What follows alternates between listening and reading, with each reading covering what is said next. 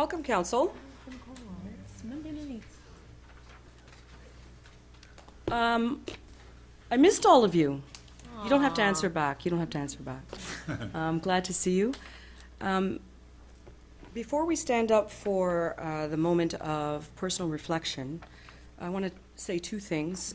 First, that I do hope for 2020 that we continue to have good, respectful conversations around this table on behalf of residents. So I would ask you to keep that in your thoughts as we stand up for that moment of personal reflection. I also want to mention, highlight the difficult news that we had this past week concerning the flight that was shot down in Iran. So it was difficult international news, but it was particularly difficult for Canadians, because as you know, 57 of those victims were Canadian, and in fact 138 of them were on their way here to join loved ones, to go back to school, and to be part of Canadian communities all across this country. So I would ask, as we think together tonight, that you have some thought for those grieving families, and that you think about how acute it must be for Iranian Canadians right now, and for the fact that there are Iranian Canadians in our community as well. So if you can have some thought for them, that would, I think, go a long way in sending a message of solidarity. All right? Merci. So we can stand for a moment of personal reflection.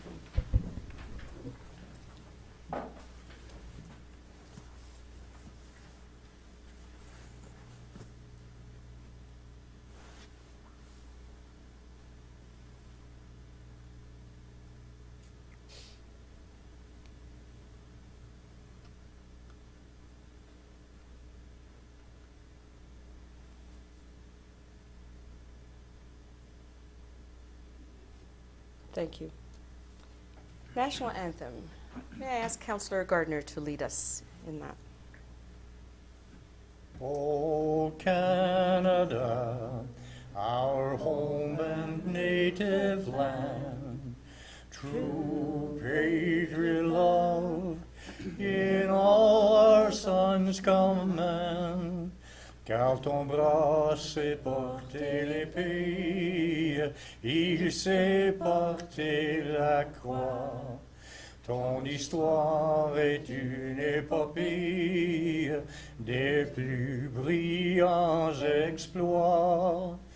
God keep our land glorious and free. O Canada, we stand on guard for thee. O Canada, we stand on guard for thee.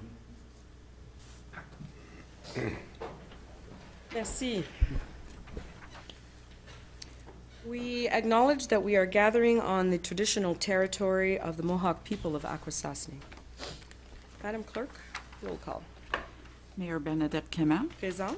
Councillors Claude McIntosh. Present. Elaine McDonald. Present. Sid Gardner. Here. Dean Hollingsworth. Present. Caroline Hébert. Présent. Councillors Maurice Dupel. Present. Glenn Grant. Present. Todd Bennett. Present. Justin Towndell. Present. And Councillor Bergeron has sent his regrets, Madam Mayor. Thank you. Any additions, deletions, or amendments to the agenda? Madam Clerk? I have quite a few, Madam Mayor. Yes, you go ahead. So on Friday, January 10th, the agenda was amended to include two additional submissions.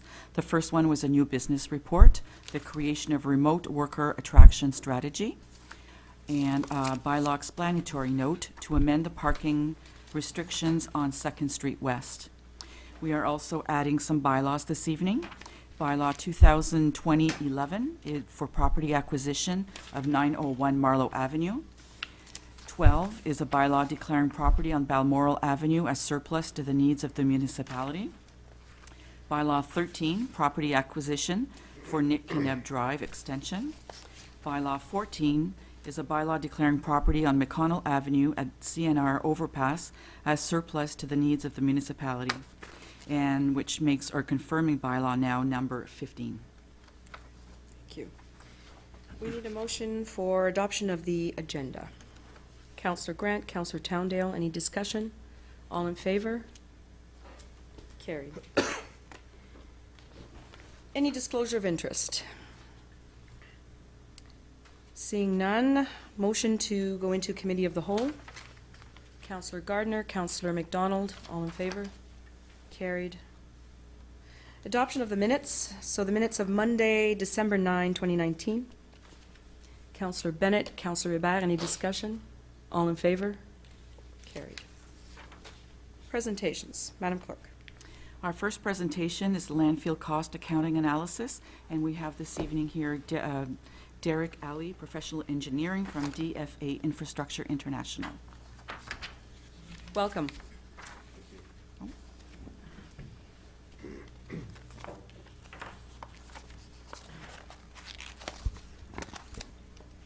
We also have Ms. Danielle Watson.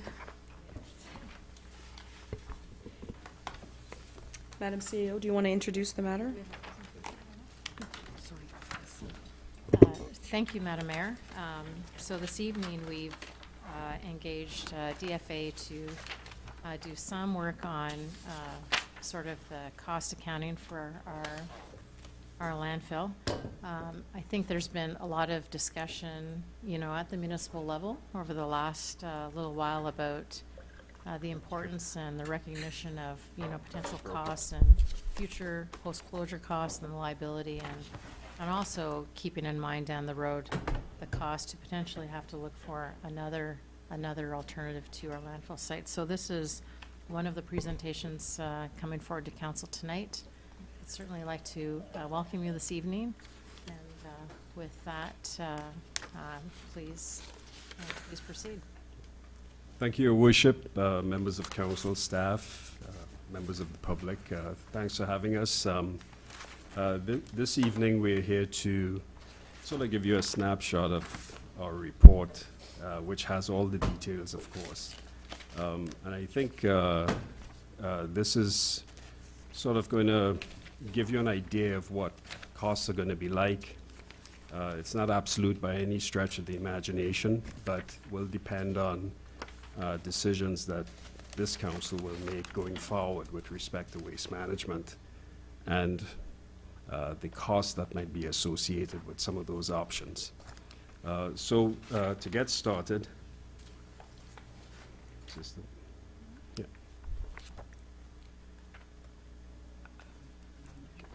Yes. If I Madam may, Clerk? I will control. Okay, great. Thank you very much. So what we'll do tonight is just sort of give you a quick overview of the waste management system. Not very much detail, but just an overview, some of the current costs and so on, our findings and recommendations. And then at the end, if, I'm sure you'll have questions that hopefully I'll be able to answer at the end. So your waste management system, it can be, it's divided into two main functions: waste diversion and waste disposal. And under waste diversion, you've got sort of the traditional services such as recycling, household hazardous waste collection, wood waste recycling, leaf and yard waste, and so on, electronics. All of those diversion activities fall under that category. Under waste disposal, you've got the curbside collection of garbage, the landfilling operations itself, monitoring of the landfill site, the groundwater, the leachate management system, the gas collection system, and site security. So you've got two sort of distinct categories of waste management. The 2019 budget, this is rolled up for the two areas. You can see there your total waste management cost is about $5.5 million per year. And about half of that, 52%, is for waste diversion, the gross cost, and 48% for disposal. When you look at the revenues, the revenue is about half, you recover half of the $5.5 million in revenues. And most of that, 58%, comes from the tipping fees at the landfill site. And of course, on the recycling or the diversion side, you do get grants from the province, and there's some sales from the recyclable materials, as well as sale of blue boxes and things like that. There's also revenue that comes in from the other municipalities that the city services through the MRF for recycling of their materials. So in the end, your net cost is about 2.7 million for waste management. That comes from property taxes. And about 63% of that is allocated or is for the waste diversion, and 37% for disposal. Most of those costs are contract costs, about 80%, 81% is shown here. Diversion contracts are about 55%, and the disposal contracts are about 45% of the total contract costs. So you can see you've got a system that's running. It has diversion and disposal, but a lot of the services are delivered through service contracts. That's not a bad thing. A lot of communities, that's how their waste management systems are structured. A lot of service contracts to provide services. So looking ahead, we took a look at a 25-year period, 2020 to 2044. And the reason for that is some of these things like leachate collection systems, landfill sites, they last a very long time when you do have them. So we look out about 25 years typically to try and get a good handle of what's coming. And some of the factors that are influencing your system, you can see there the timeline. There's some government, provincial regulations that will be coming down fairly shortly. I guess the information on that is not yet 100% known, and the impacts on the city, but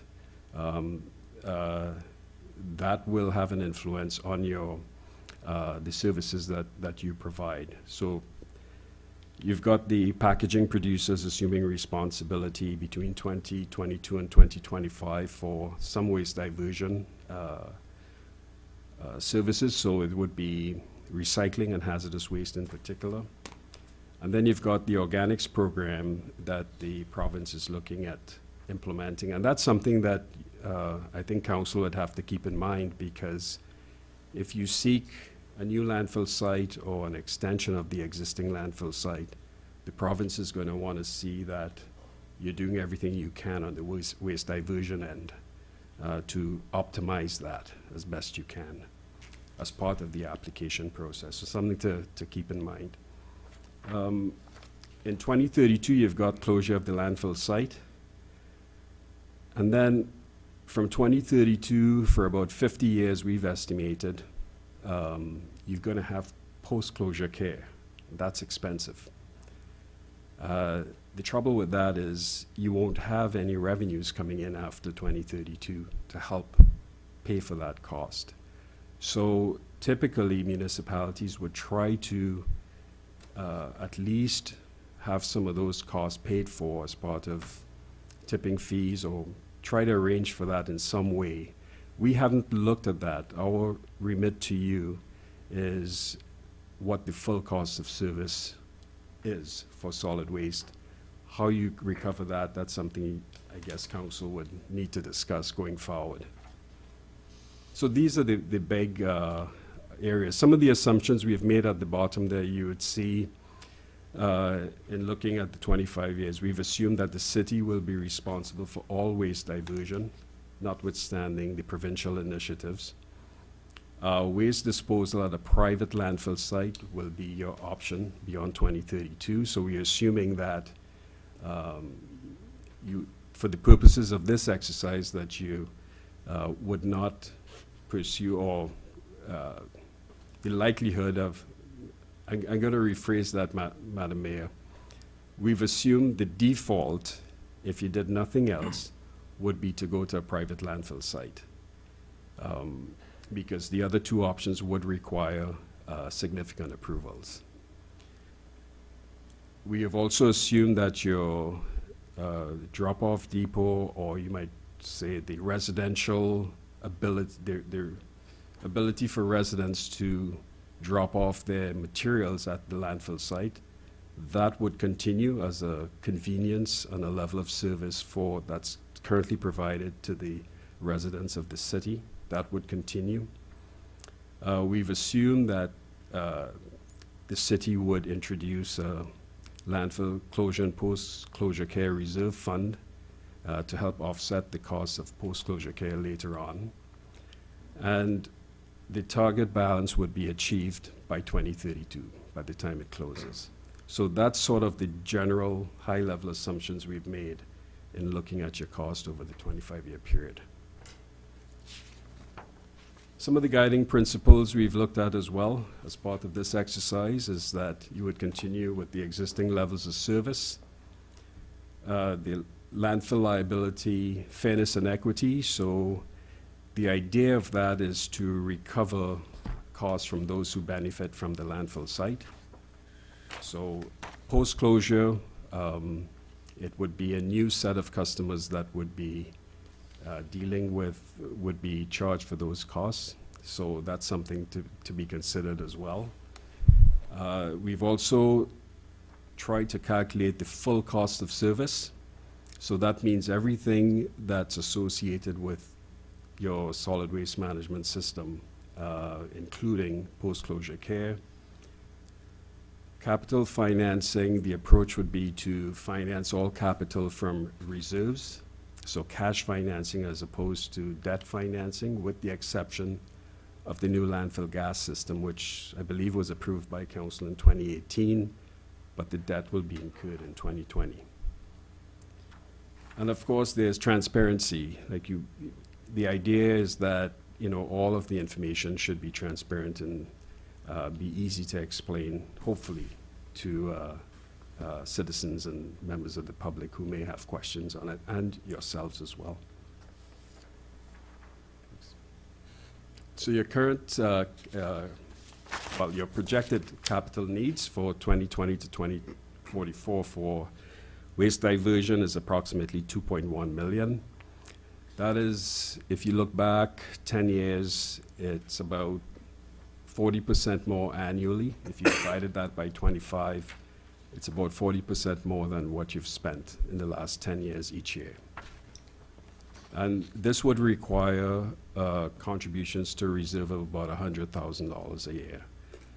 The concept here is that currently you finance capital each year as you need it. So if you need $500,000 this year, you'll put $500,000 into the budget. You need $100,000 next year, you'll put $100,000 into the budget. So what happens then is your budget goes up and down depending on the capital need. What this has done is looked at overall, over the long term, what your needs are. And we've calculated an amount that would be contributed every year to smooth that out. In this case, it's $100,000. And what would happen is the capital would be funded from the reserve. So the reserve balance would go up and down, but not your budget. Your budget would be pretty consistent. So this is for waste diversion. The next slide has the reserve calculation. You'd see two dotted lines. The top line is the upper limit, and the bottom is the lower limit, and that's just a guideline. We've taken 10% of the asset value as your upper limit that you would want your reserve to be, and 5% as the lower limit. And that's sort of industry practice in the utility sector, where they would typically have an upper limit and a range for your reserve balance to sort of fluctuate within. And in this case, it gives you a balance by 2024 of about $680,000, $700,000. Bear in mind, too, that we've calculated these numbers based on the information available today. There'll always be situations where you have costs that are unforeseen. So having a decent reserve balance would give you that sustainability and the ability to fund those unforeseen expenditures when they do come about.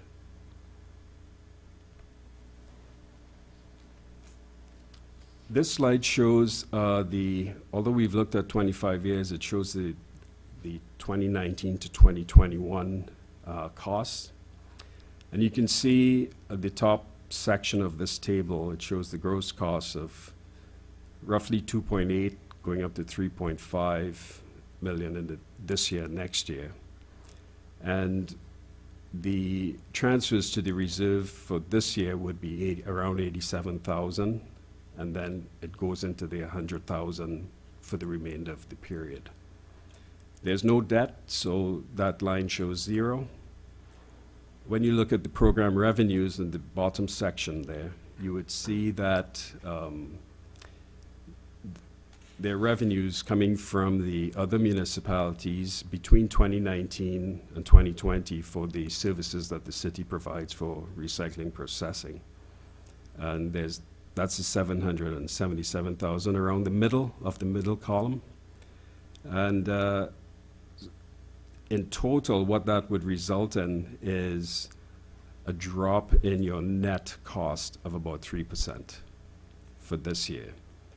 But if you look at 2021, you would see the costs and revenues there would result in a 4.7% increase. So these are your costs. How you manage that, you may want to consider just leaving it as is to smooth things out, but that's something that council can decide at its discretion. Between 2022 and 2044, you're looking at 3 to 4% increases per year.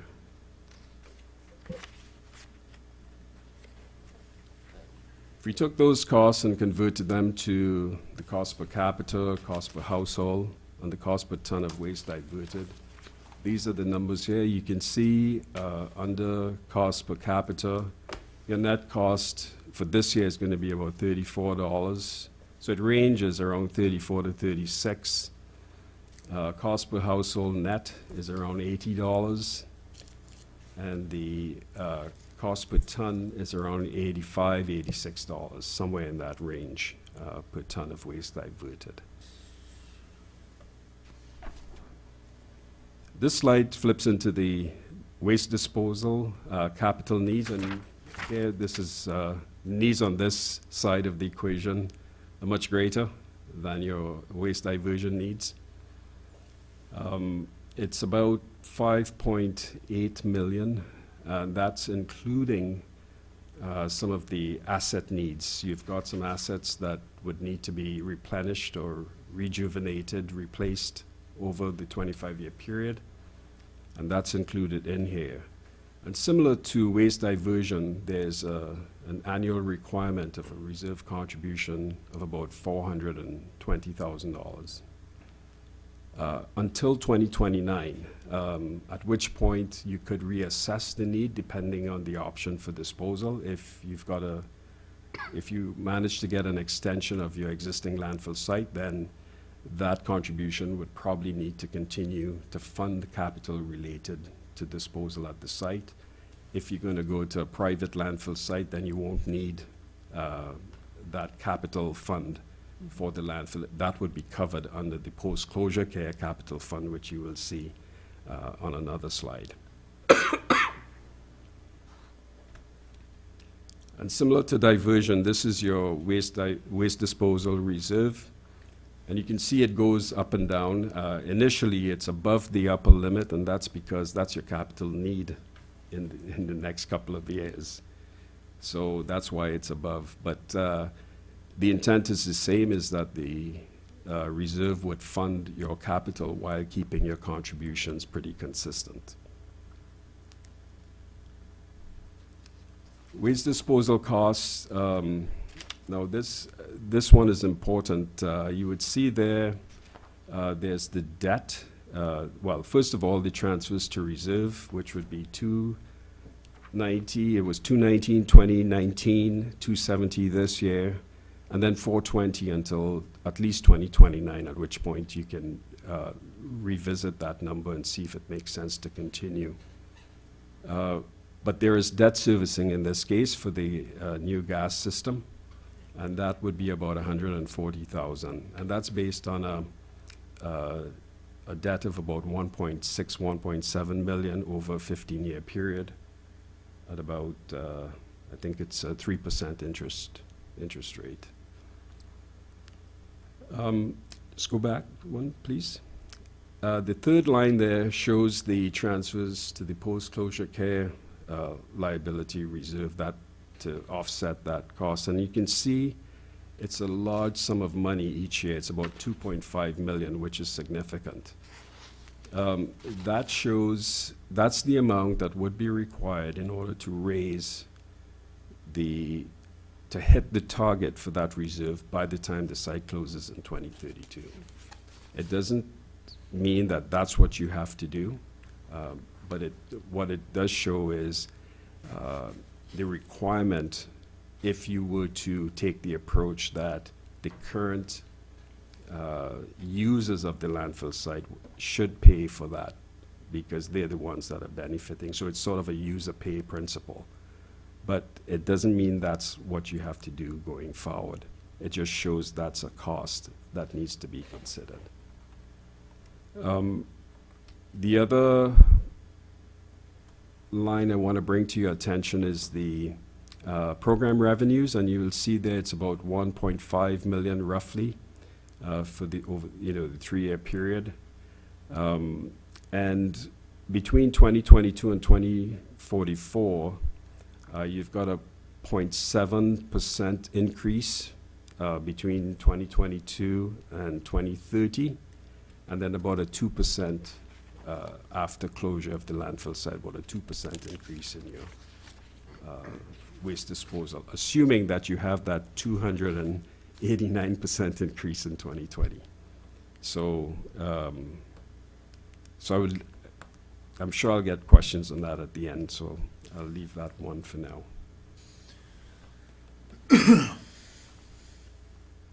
Between 2019 and 21, these are your waste disposal costs. Again, the collection cost, this is on a per capita basis, is about $20.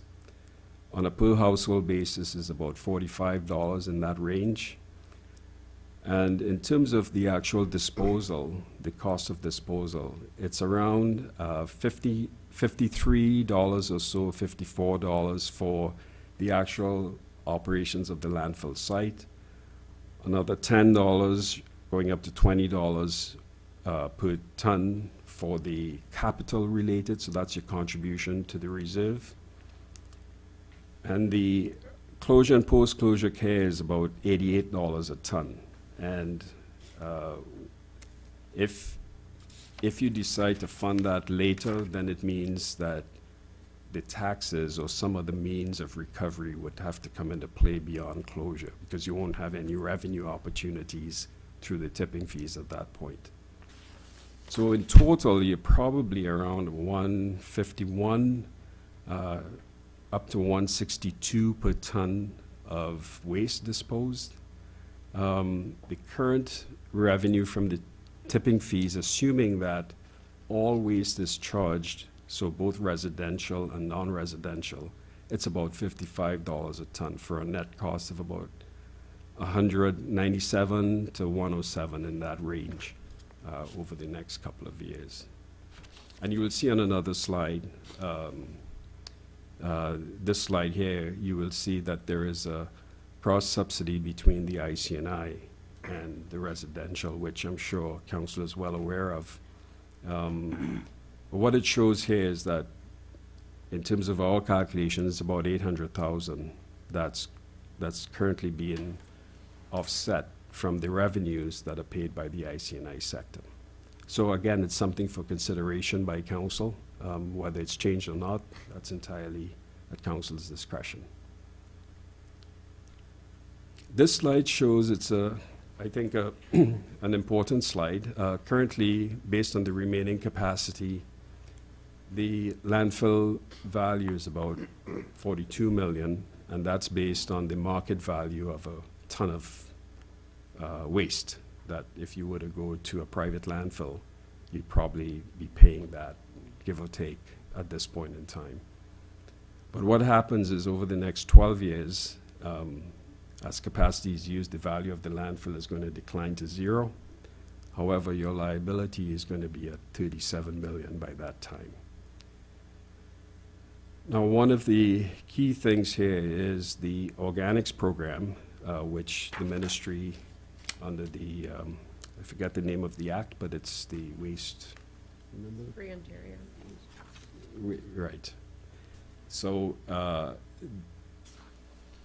if that program is implemented in 2025, as stated under the policy, I think is the policy statement 4.22, which says that any municipality between 20,000 and 50,000 population must have 50% diversion from single-family homes by 2025. If that is implemented, then the city can defer the closure of the landfill by about 2 years. You can gain 2 years, probably, roughly speaking, about 2 years of landfill space. And the value of that is about 5.6 million. So what it does, quite aside from the dollars, it gives you time. And as mentioned earlier, it also gives you support from the ministry in terms of seeking any applications for either a new landfill site or an extension of the existing, or initiatives going forward with respect to disposal. So in terms of our recommendations, Madam Mayor, I think at this point, our recommendations are intended to sort of inform your decisions going forward, to give you an idea of what needs to be considered. Some of these recommendations may require you to relook and review and revisit some of your charges, some of the financial side of your waste management system, as well as the operations side, in terms of some of the exemptions that are currently offered to, for example, other city departments and so on. So you'll see here we are recommending 3 reserves.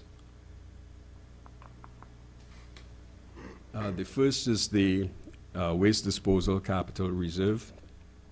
And again, that's to deal with the capital needs and the annual contributions of $270 up to $420. Then there's a Waste Diversion Capital Reserve of 87 this year, then going to 100 thereafter. And then there's the Restricted Landfill Closure and Post-Closure Care Reserve Fund, which we've calculated should have a target balance of about $37.8 million. And the intent is that reserve would fully fund your post-closure care after closure for a 50-year period. That would require an annual contribution of about $2.5 million. So this recommendation here is to establish those 3 reserves. How you, especially the third one, how you fund that, that's something that's up for discussion. We're also recommending that the city continue to monitor the provincial discussions on the waste diversion, the producer taking on responsibility for packaging, and the city's role in that context. And it could be the city may not be involved at all in recycling, or it could be that the city may still be involved in it on a full cost recovery basis with the producers. So that's something that perhaps Danielle can speak to later on. So this is intended to keep in tune with what's going on provincially. We're also recommending that the city investigates the organics program for implementation in 2025.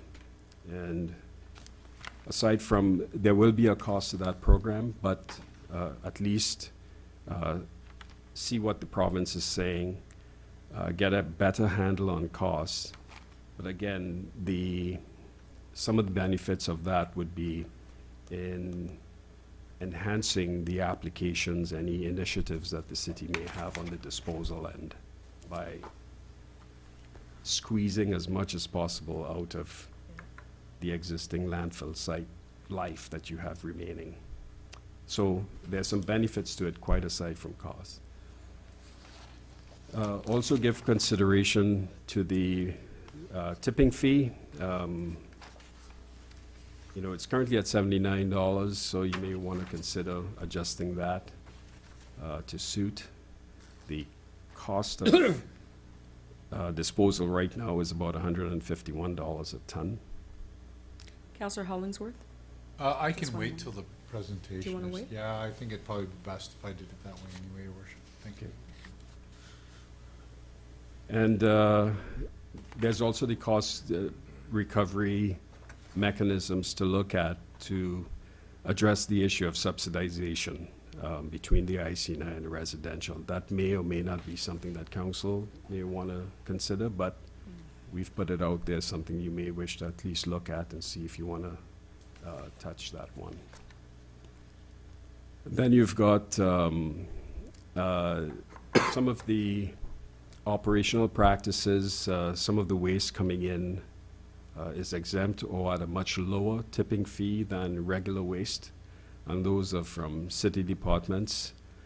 And one of the things to keep in mind, that's, you know, some municipalities give that sort of exemption, but if you consider that some of the projects that are done by other city departments are either grant funded in some, at least partially grant funded in some cases, or funded through development charges, then those are other sources of funding that should be paying for their use of the landfill site. Back to the whole philosophy of user pay and the principle of user pay. And what that would do is enhance your revenue coming in at the landfill site. High level, very high level, we estimated probably around 3 million. It could be, depending on the projects. One of the other things there would be the septage, receiving septage at the landfill site.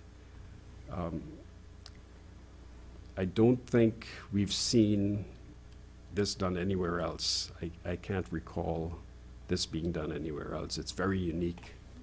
Septage would typically be received at a wastewater treatment plant with a dedicated receiving station and a charge to the users based on a per cubic meter discharge at the plant for that cost. So what this does, septage has a high level of suspended solids, and the leachate collection systems are not designed typically to handle that. So you do get issues with respect to that. If you discharge septage with suspended solids, there's a high cost of operations and maintenance on the leachate collection system. So something, again, to look at, that whether or not septage you should continue to receive septage at the landfill directly into the leachate collection system. It's not intended for that purpose at all. And as I said, septage would typically go directly to a wastewater treatment plant. And then our final recommendation here is to review this cost of service study as you get more information. There's a lot coming in the future, next 3 to 5 years or so. You've got the closure in about 10 years, 12 years. You have to look for a new capacity. So once you have that information, then as you get more information coming on, to relook at some of the numbers here and the projections to get keep refining it as you look out. And that, Madam Mayor, I think concludes our presentation, and I'd be happy to answer any questions as best I can from members of council. Thank you. Councillor Hollingsworth? Yes, please. Thank you, Your Worship. 2 questions. First of all, with regards to this septage that you made reference to, and our current system, or the current way we do things, are we damaging the environment with what we have right now? But like it's better than nothing, but it's not really that good? It is, I won't say you're damaging the environment, but it's not the best way of dealing with the issue. Okay. Second question, and I don't know if you can answer this, but I noticed that there was no reference to like incineration as a method of trying to cope with waste. But it's my understanding that the City of Toronto either has an incinerator or is pursuing that as an option. Am I on track? And I don't know if you can answer it or refer to. Either or. Yeah, I can give you share some information on incineration that I'm familiar with. It is an option. It always is for disposal. I think what we have found in the past is you need a lot of waste Yes. to keep it going. So it has to be, for us, it would be a regional kind of thing. It would have to be, and the costs, we looked at other jurisdictions at the time, and the cost of disposal at the gate of the incinerator is much, much higher than landfill disposal. Now, you can generate revenue from incineration as well, though, right, to offset the cost? Yes, that's correct. Okay. But chances are, it's questionable how much it may pay for its own energy costs, Now, let's the say. last question I want to ask, just on that, seems how it popped into my head. How long does it take if a municipality said tomorrow, yes, we would like to consider this? I know there are a lot of approvals and a lot of, I suspect, paperwork you got to do and lots of environmental assessment type stuff. From the time you said, yes, we would do it, so let's say tomorrow, realistically speaking, how long would it take for a municipality to be able to say, yeah, we're ready to put the shovel in the ground and let's go ahead with this? 2 years, 10 years, 20 years? Madam Mayor, I'd say it's closer to 10 probably. I can't tell you an exact time, but Sure, know it I takes- realize I'm kind of outside of the Yeah. parameter of your report, but Yeah, it takes a long time. Okay. Very long time. Thank Yeah. you, Your Worship. Thank you for your time. Councillor Lebert? Thank you, Madam Mayor. Thank you for your presentation. My questions are more directed to Danielle, Madam Watson. Organic waste, would we see a revenue from that like we do with recycling? Like, would we be able to sell the compost, or is that not something that municipalities are usually doing? Through you, Madam Mayor, it is something that we can consider. I don't think the revenue source would be large. Yeah. It would probably be smaller than what we see from recycling currently. Okay. But it would be similar. It would be based on sales to agricultural sources. When we do look at the organics program, that would be something that we would consider at that time and take Okay. into consideration to offset that cost. Okay. And on that note, when should we be expecting a report back on the potential organic waste pickup? I know that there was some money in last year's budget to review that. So in 2020, there will be a review done by a consultant to see what our options for organic waste management are in the city of Cornwall. So once that report is complete, that would come back to council. Excellent. So I think looking at a regional approach would be really great too. So I imagine at some point the consultant will reach out to other municipalities who will likely have to jump on board at some point, if not before 2025, at some point in the next couple of decades. So it'd be great to see if we'd have other municipalities that will want to share that facility. And so when we are looking at a potential 12 years left on the life cycle of our landfill, are we considering in that time frame the impact of reducing our bag limit? Because I know we currently have a 6-bag limit. We aspire to reduce that to maybe, 2 bags at some point. Has that been considered in the estimation of our lifetime with the landfill? So through you, Madam Mayor, again, this study was just looking at what as is currently, Okay. so no changes to service, other than the caveat about organics waste Right. increase in the life of the landfill. We did not consider the reduction of waste. Okay, so that could be something that would encourage folks to potentially reduce their household waste if we were to show them the costs of closing up and opening up a new landfill in the next 10 years. If we show them those kinds of costs, maybe we can reduce down to a 2-bag limit in the near future, thinking that could be very helpful.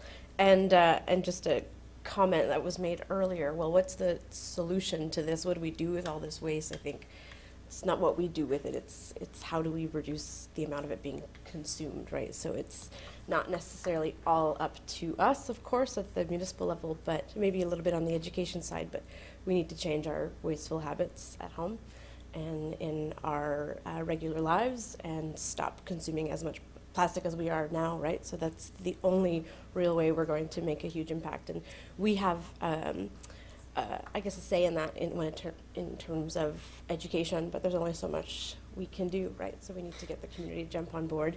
And I think these costs, hopefully, can really encourage people to reduce their waste, not only for the environmental impact, but for their tax bill at the end of the year. So thank you very much.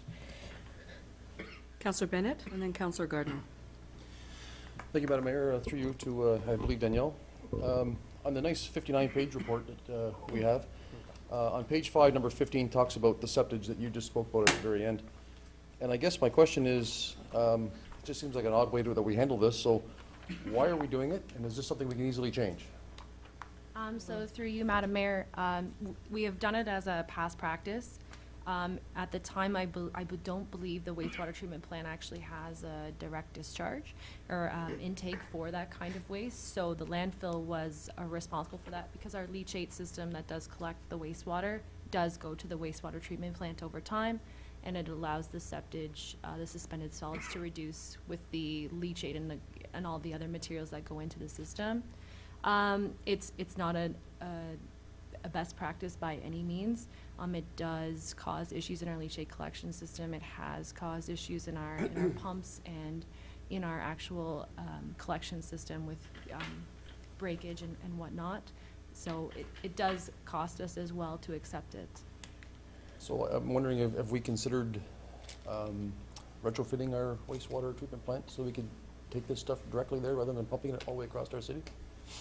Through you, Madam Mayor, that I believe that is something that is being considered. Okay. Good.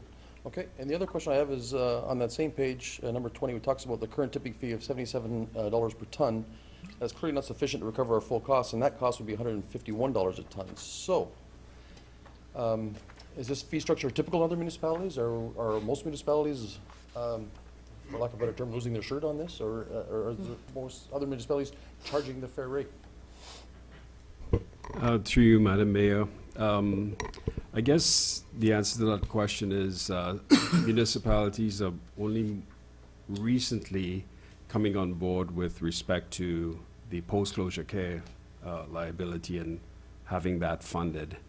I would say probably in the last 5 years or so, and it's a requirement of the Public Sector Accounting Board guidelines that when municipalities file their financial returns, they've got to account for that liability. So it's only recently, so to answer your question, I think many municipalities are still not recovering the full cost of service through their tipping fees. Okay. But they do have that liability outstanding. Okay, thanks. And one more question, if you don't mind, while Go I'm ahead. standing up here. We talk about in this report also, the point number 25 is about possibly extending the life, extending the usefulness of our landfill by a certain amount of time. So, I mean, it's fairly clear here, but I think just to make it clear to our residents, what's involved in getting the approval to extend the life of the landfill? Because it's something we just can't arbitrarily decide. So, if somebody says to me, why don't you just extend the life of your landfill 10 years, it's not that simple. What exactly, I mean, you touched on it a little bit, but just what exactly is involved in getting that extension? Through you, Madam Mayor, I think, I mean, Danielle could probably add to what I'm going to say, but it would require at least an environmental assessment There may be issues with the ministry specific to your landfill site. Every landfill is different and have different issues, so you'd probably have to address specific issues that are unique to your landfill site. And then you get into design and construction of the extension of that landfill site, whether it's an additional lift of a meter or so, or maybe an expansion of the footprint. But to get the approval, I think the ministry is going to want to see all of those things that they're going to be asking for in terms of waste diversion.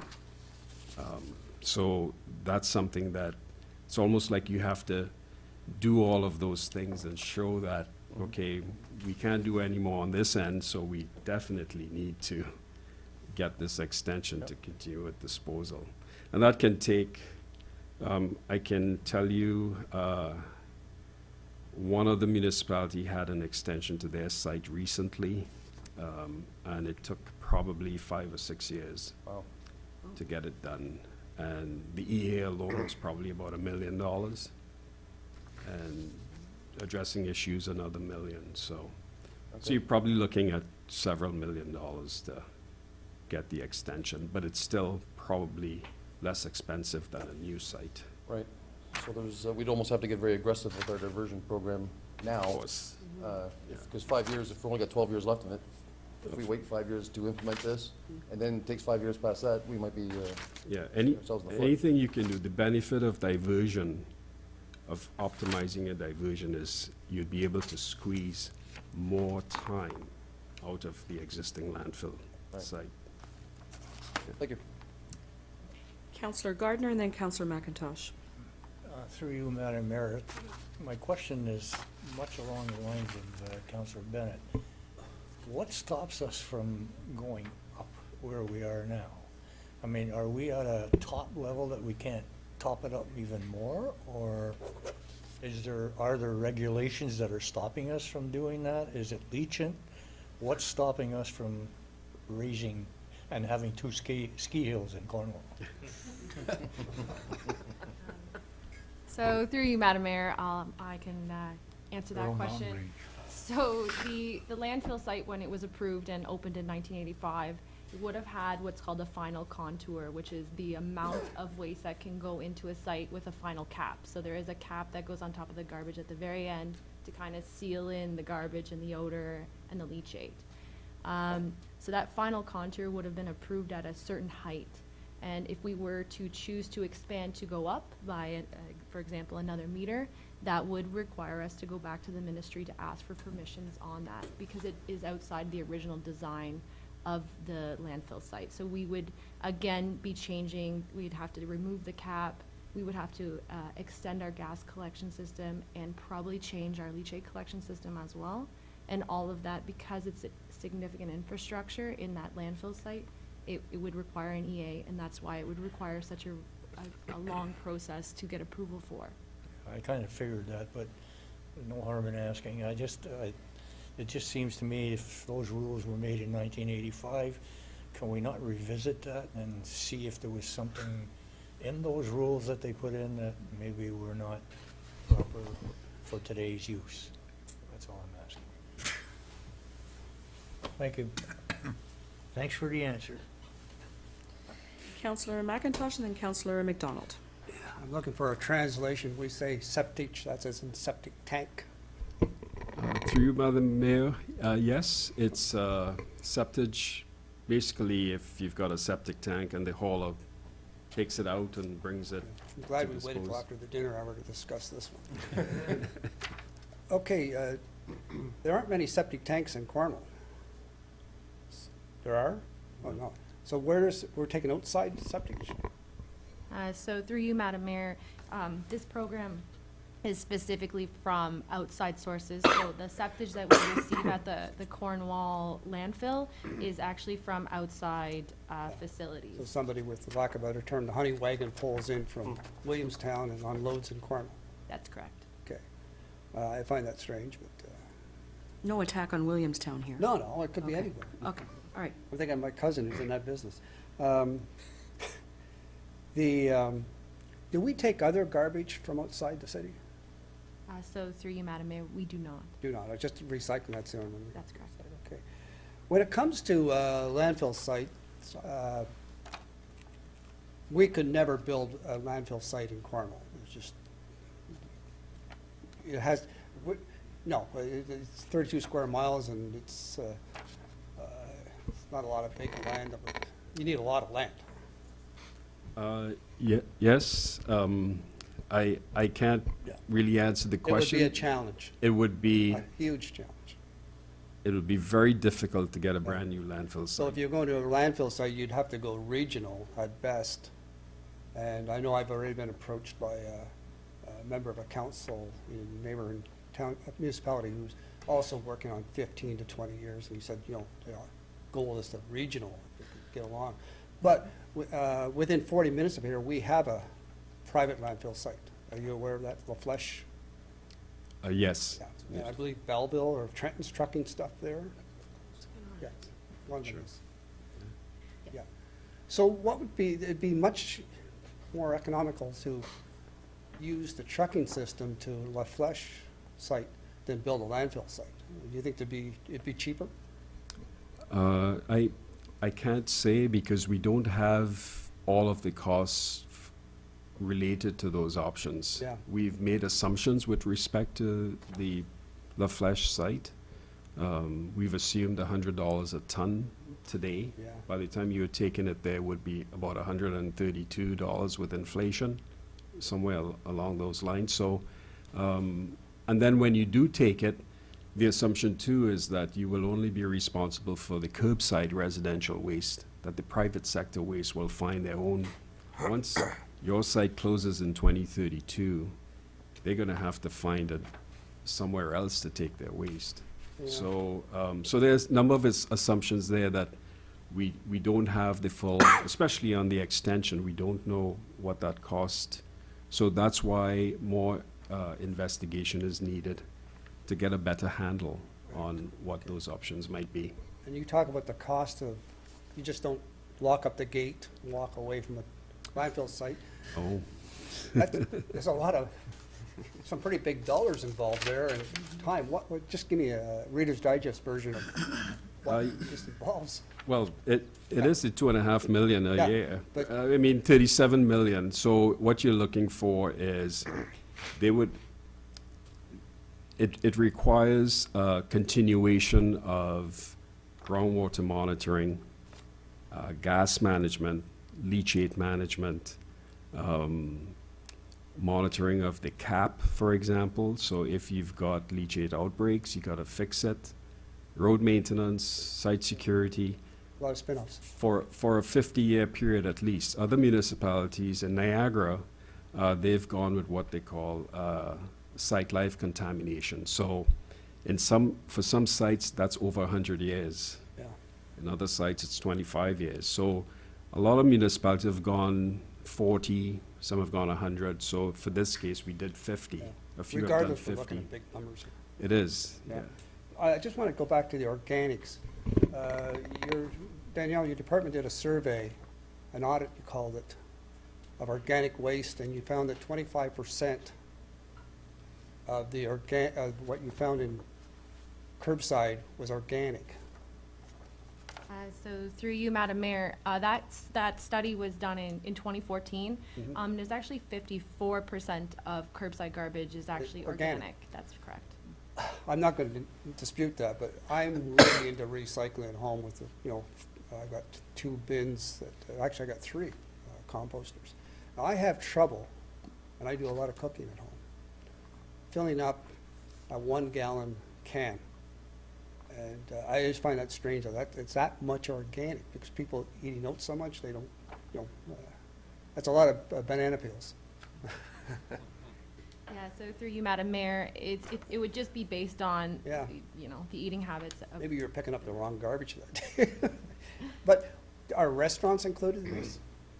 No, so through you, Madam Mayor, the study was just residential So the organic curbside. waste at restaurants exceed what residential would be, That is for correct. sure. That's an right? assumption.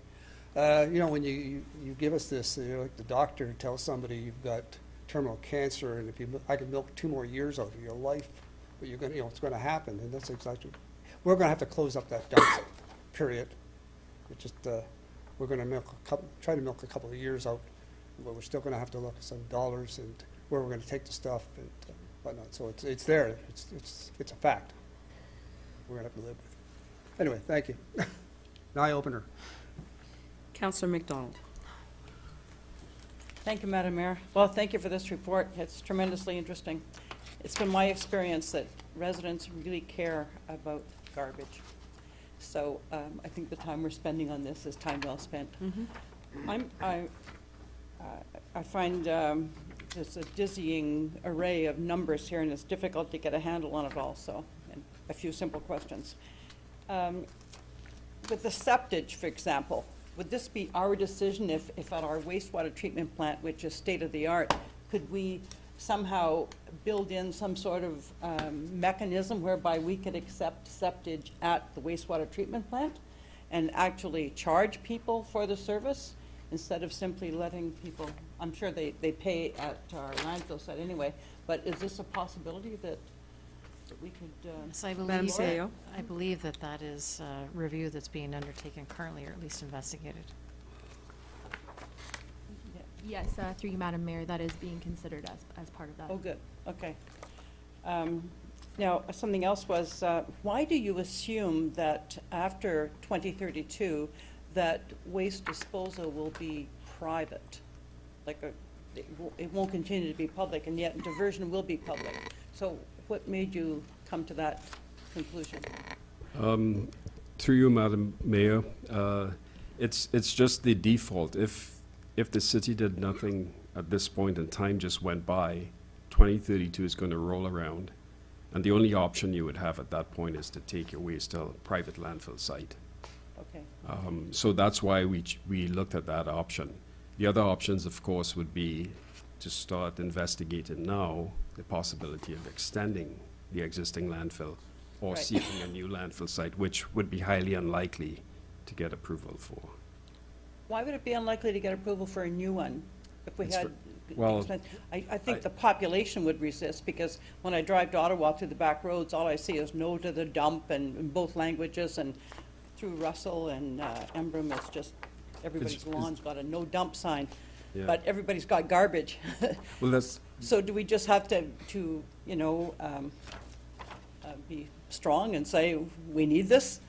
Or it's just the default, it just doesn't work that way? People it will don't. be very difficult, let's say, to get a new landfill site. Not impossible, but very difficult, very time-consuming, very expensive, and a lot of NIMBYs and Yeah, things like tremendous that. resistance, Yeah, I know, yeah. so- The NIMBYs. Of course, Um, yeah. And I guess another question is, can you talk a little bit about the difference in subsidizing residents versus ICI?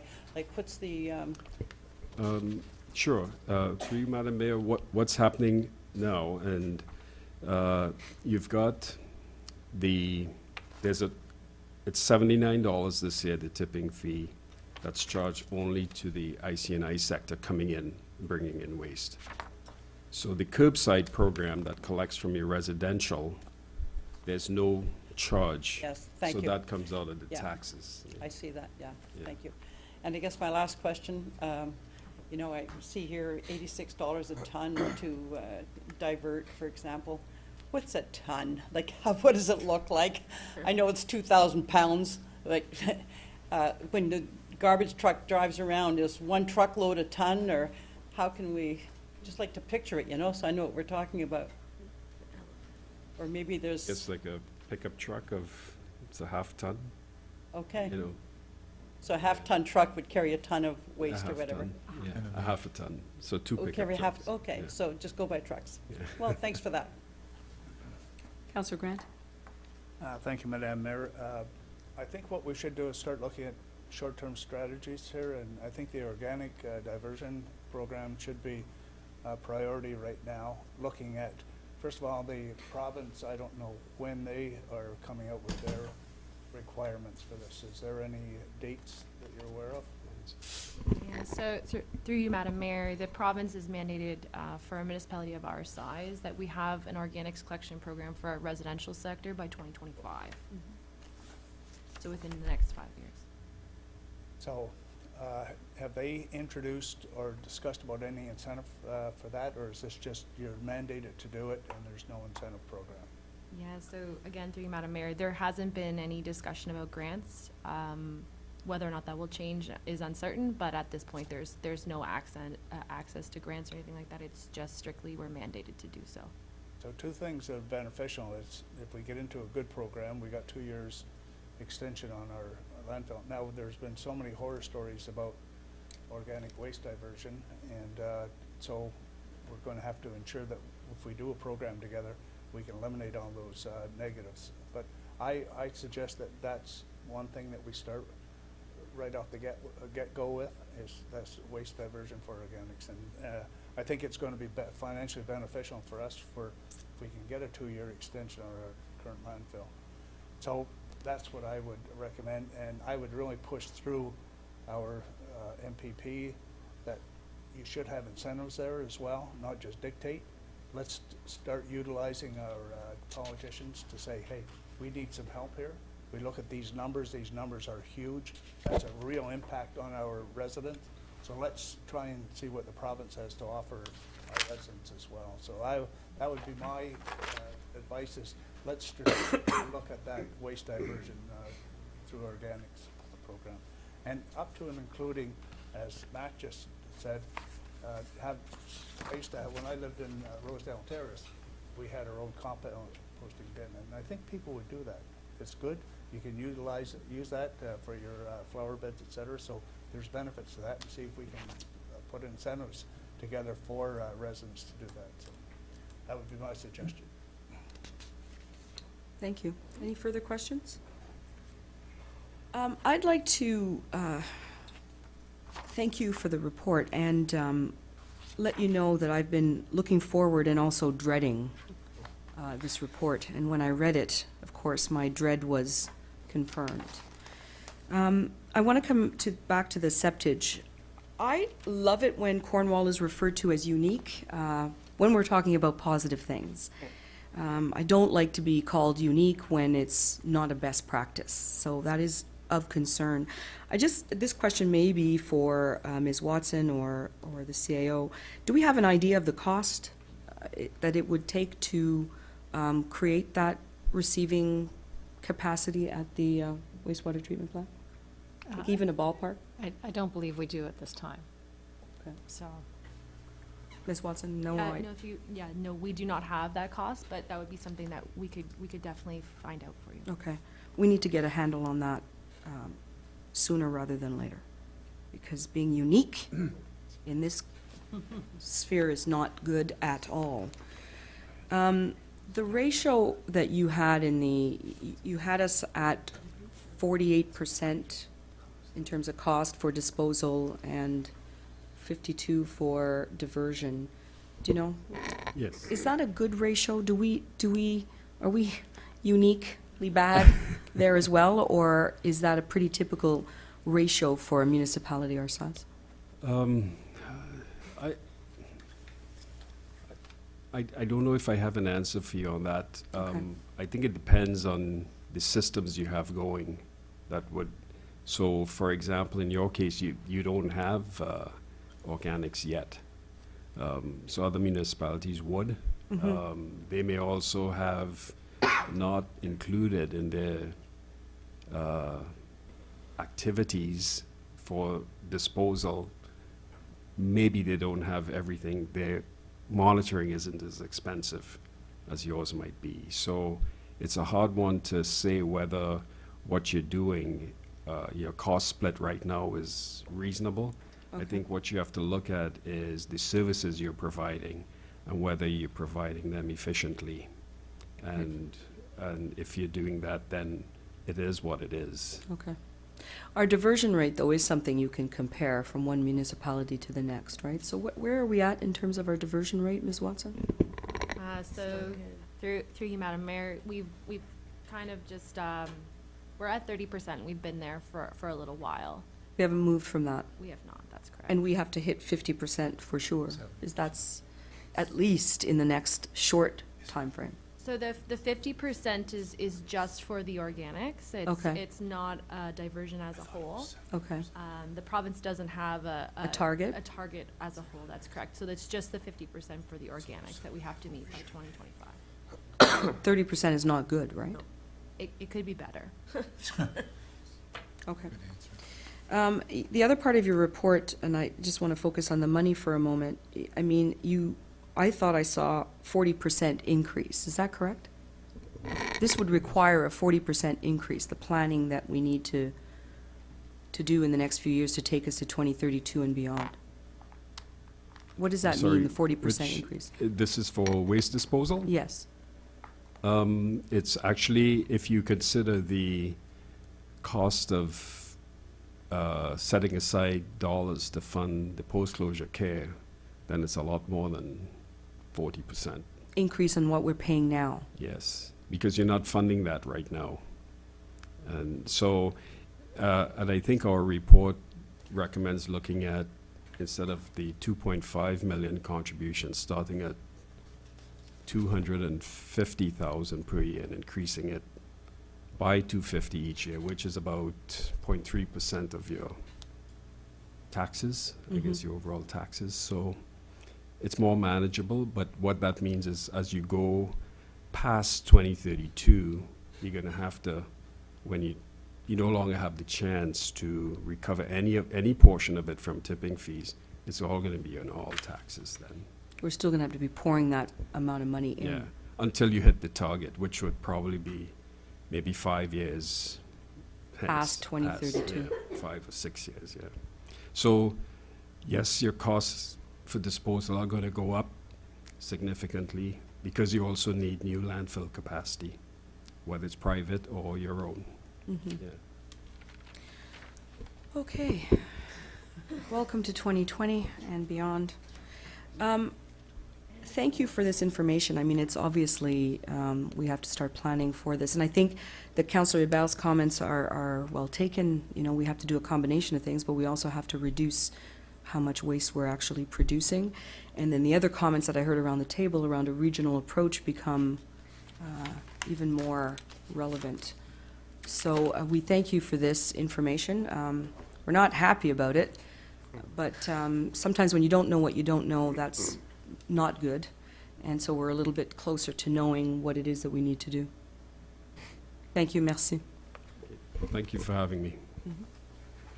Madam Mayor, the recommendation for this was that council receive the cost of service report and presentation.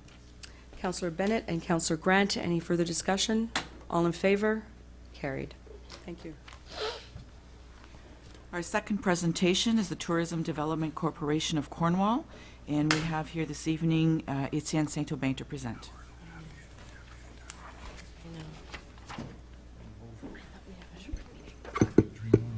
Bonjour, Monsieur Saint-Aubin. Bienvenue au Conseil. Bonjour.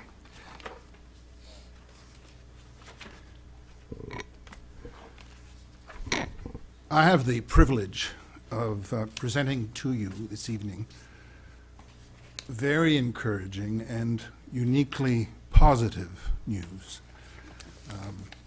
As the acting chair of the board of the Tourism Development Corporation of Cornwall, I have to say that in reflecting on this term acting chair, I cannot help but be pleased that someone like me with a long history of being a sedentary person finally has that experience paying off in acting as a chair. But this evening is, my presentation will accompany the materials in your package and not repeat them. This evening is a sort of annual report that as a corporation we are to make to you, the City of Cornwall, the sole member of this corporation.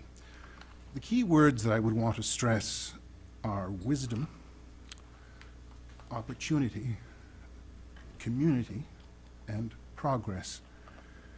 And I wanted to commend the wisdom of the City of Cornwall in seizing the opportunity presented it by enabling provincial legislation to harness some of the tourism energy which flows through this city.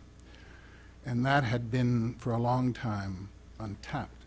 Those of you who've had the good fortune to travel in other places in Canada or the United States have noted that a tax on accommodation is considered a pretty well a normal part of a night's stay. For a very long time, that was not the case in Ontario, and certainly not in Cornwall. But with this legislation and the planning of your Economic Development Department, a tourism development fund was created to receive and invest about one-half the product of a 4% tax which is paid by each visitor. Now, the other half goes into the general funds of the city and goes to pay for better roads, infrastructure, and potentially what you've had to deal with earlier this evening. And so, right there, you can see how developing tourism can help the city's bottom line. And so our whole reason for being is about helping to develop tourism and consequently to help better Cornwall. It falls into two spheres in terms of determining what is to receive funding from this fund. One, assisting events that bring exposure to Cornwall, that attract people from outside the region, and that results in increased economic activity, such as overnight stays, meals, and other purchases, thereby providing jobs.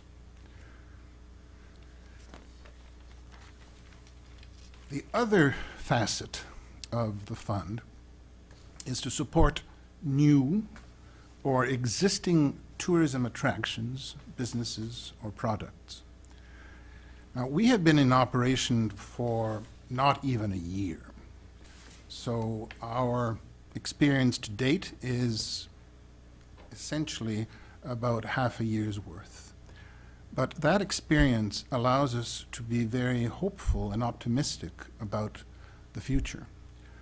We have been presented with very reasonable and productive applications, and those have been the subject of extensive review, and you have a long list in your materials of the many entities that have benefited from this additional funding, which has allowed them to enhance their promotion of the event throughout Ontario, and has allowed them to perfect some of the aspects of these events, all redirected towards creating Cornwall as a tourist attraction. Now, in terms of the other aspect of helping to develop a tourism attraction, I think it's helpful to mention a previous limited program that had a similar accommodation tax. This one was administered solely by the hotel industry. This was a few years ago. And it may have been a limited program, but it was mightily important in helping to bring about the realization of the Benson Center, with the infusion of about $250,000 that went to build the center. That is instructive to us as we now have a structure which is permanent and which is one which is ably assisted, I believe, by members of the community in a wider breadth. And in that vein, I want to mention to my current only colleague on the board, Chantal Lalonde-Baudet, who has served since the beginning. When I refer to her as the only other member, it is because there is currently a vacancy waiting to be filled because of the resignation of Tim Mills, who was our chair and who resigned to take up another position in the region. But we are also assisted by an advisory committee, and these are all individuals drawn from the community.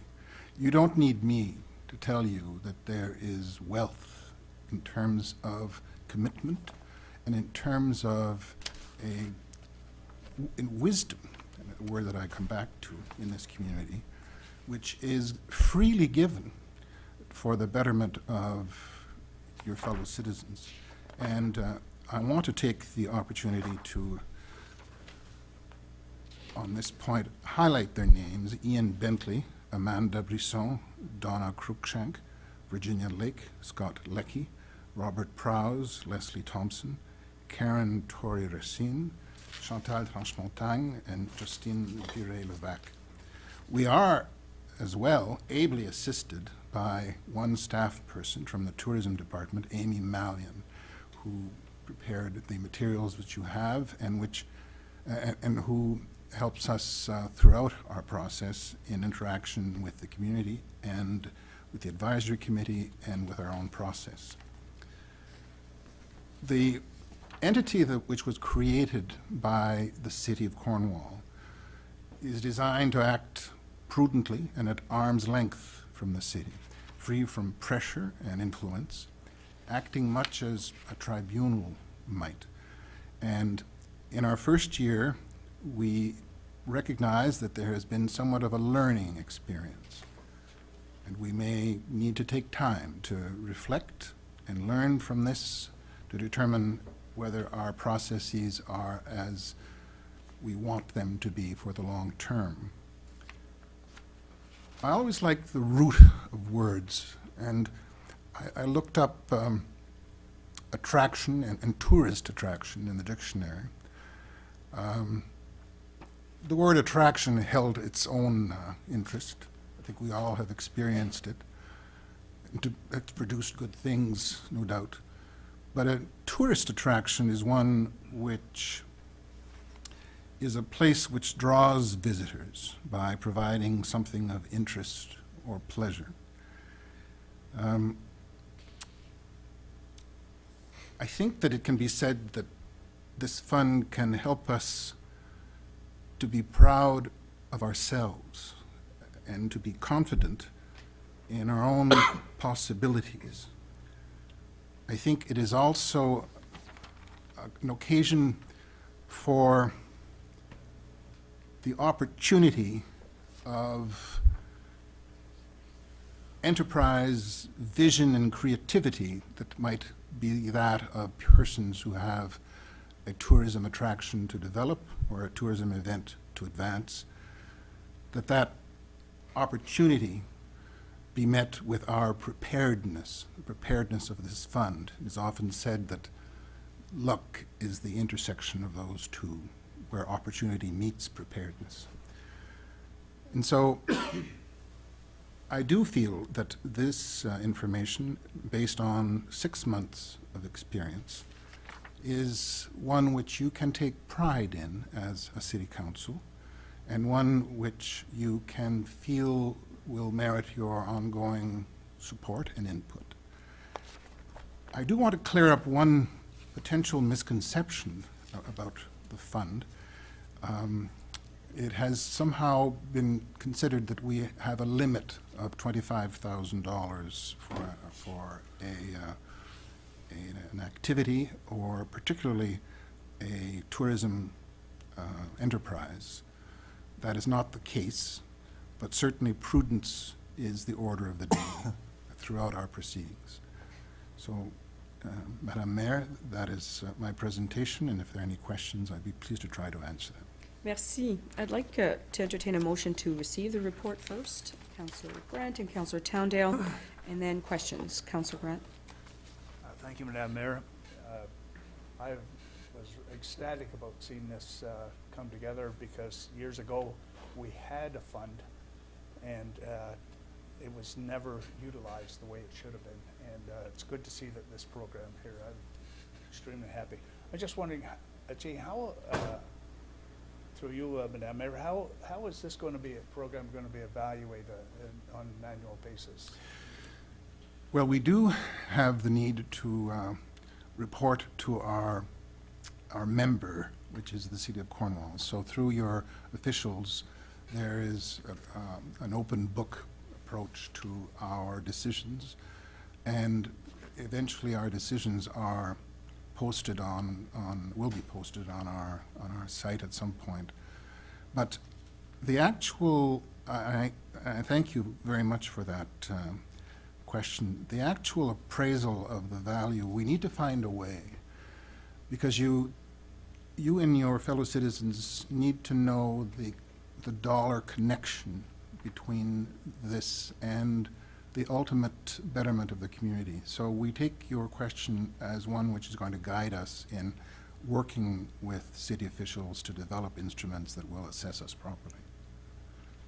So I'm sure one of the factors would be how many people is it attracting into the community, because that's one of the main issues, is to get people to know Cornwall, to come here, and we can be a destination for tourism.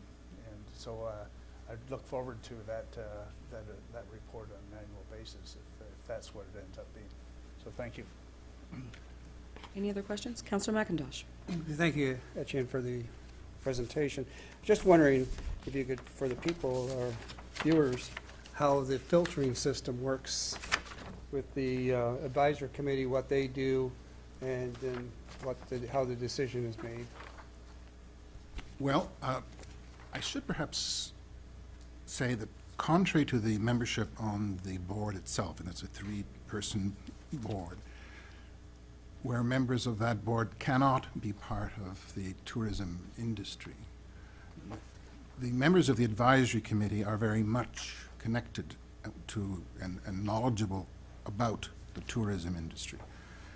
So their advice is they are the initial receivers once they're received by Ms. Mallion staff. They are the ones who consider this collectively at their meetings. They provide input, assessment. That is given to us, and we very much give great respect, great deference to that. We consider that they will have had an opportunity to inform themselves about some details initially. We do not, however, consider ourselves bound to necessarily follow the recommendation of that, and they do make a recommendation as to either funding or not, and the amount of funding. Not to interrupt you, but they make what is at the board level? They make that recommendation to us. Okay. And we then determine whether we will follow that recommendation or not, or vary it somehow. But we obviously feel greatly assisted by that advisory committee, and I find the division that was conceived of when this was set up as being a very intelligent one, which benefits from the knowledge in the business, while still keeping the ultimate awarding of funds business separate. It's a great program because it feeds off itself, because as you have more events, more people come in, more people take hotel rooms, the hotels and restaurants do great, and it generates more income for the... Well, for instance, and we expect it to be probably more it is expected that we will have approximately 423,000 as of 2019. And again, you do the math, half of that will be going to the general funds of the city, and the rest is administered by us. That will be a yearly thing, and it may hopefully grow by virtue of the work of this whole process. When this is not just one-time funding, is it like an organization keep coming back? If it's a successful event, you stay in the hopper? That's correct. We don't necessarily cite an organization that you can count on this every year, but you are not disqualified from future funding because you've received it in a given year. I think one of the smart things we did when we set this up, and I think every municipality does it, we kept the politicians out of it. I know when we first discussed this, there were some members of council said, wait a minute, we should be involved in this. Yes. Thank God we're not. Well, when I use the term uniquely positive at the outset, I mean, I've been listening to the challenges that you have in other spheres, but the fact that you have an in-house tourism department is not a common thing. If I may be allowed to express the opinion that I think it is a good thing, because it helps to spearhead the effort and is one which allows you to laser-like focus on certain aspects of tourism. But with that being the case, there are very few comparables in the province of Ontario. I think there's just a couple of other municipalities that have a process totally similar to ours, primarily because most municipalities just hand over that fund to a separate tourism office. Anyways, good to hear that you're saying you're gonna look back and say, okay, what did, make some adjustments, retool here and there, and I think we got a great thing going. Councillor Gardner. Thank you for your presentation. The province brought this forward a number of years ago. I was on the tourism board at the time. And what I'm seeing now is rather than using that money to advertise, what we're doing is using the money for projects for the city. And that's a heck of a big difference. The other thing is the organization that you folks have put together seems to be extremely strong and is business orientated. And I thank you for what you're doing. Much, much better than before. Much appreciated. Any other questions? Merci pour le rapport. I want to thank also the work of Ms. Malian for her work, and I want to highlight the presence of Ms. Chantal Lalonde-Baudette here as well. I like your use of the word energy tourism or tourism energy.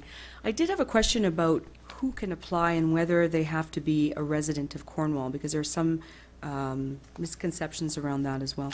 Thank you, Madam Mayor, for giving me the opportunity to highlight that.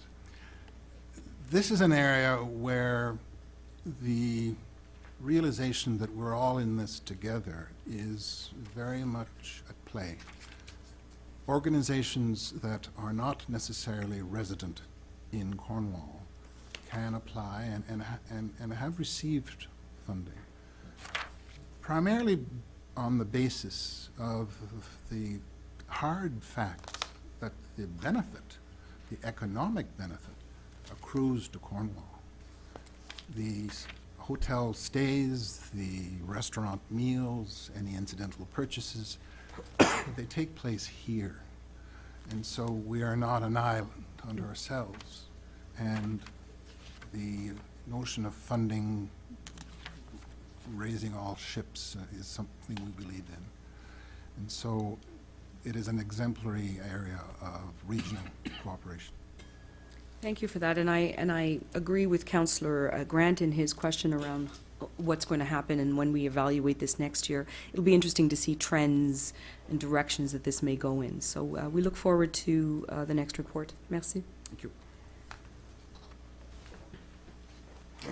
All in favor of receiving the report? Carried.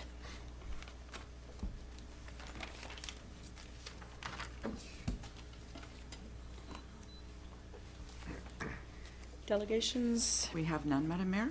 consent correspondence. We have two proclamations. The first one is recommended that Council proclaim the month of January 2020 as Developmental Services Worker Month in the City of Cornwall.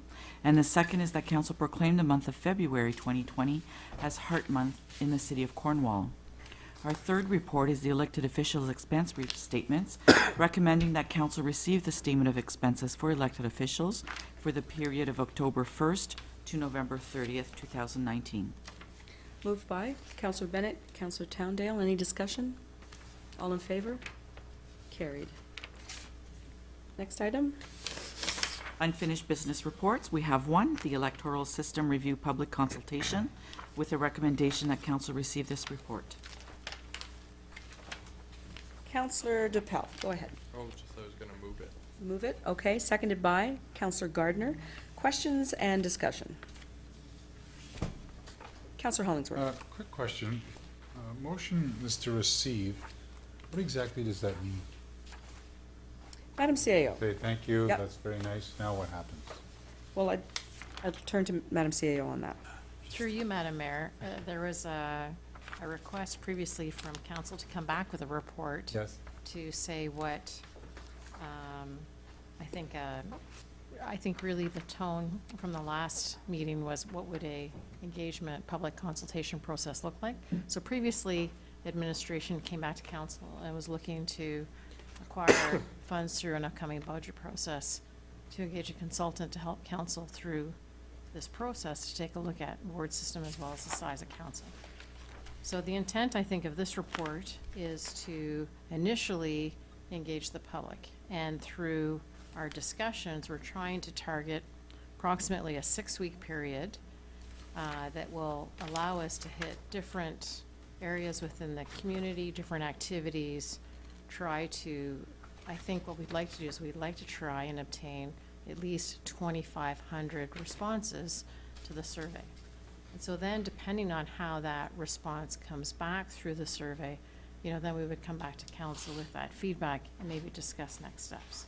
So for example, if we provide information to the community about a ward system or the electoral system at large, we might see a viewpoint strongly supporting one or the other. If it's a ward system, we might come back to council and say we might need to engage in some additional resources to determine what those ward boundaries will look like, what that makeup will look like. But we also might find out through this engagement session and feedback from these survey results, maybe there's not a desire for a ward system. Maybe the desire is to maintain the system that we have. And then we'll also have in that survey an opportunity to ask people about what their thoughts are with respect to the size of council. So it could be that they prefer the size the way it is. It could be that community might come back and think that the size of council could be reduced. And then through that, we provide that feedback back to council. So this was a report to bring to council to say, this is how we think we would approach public engagement.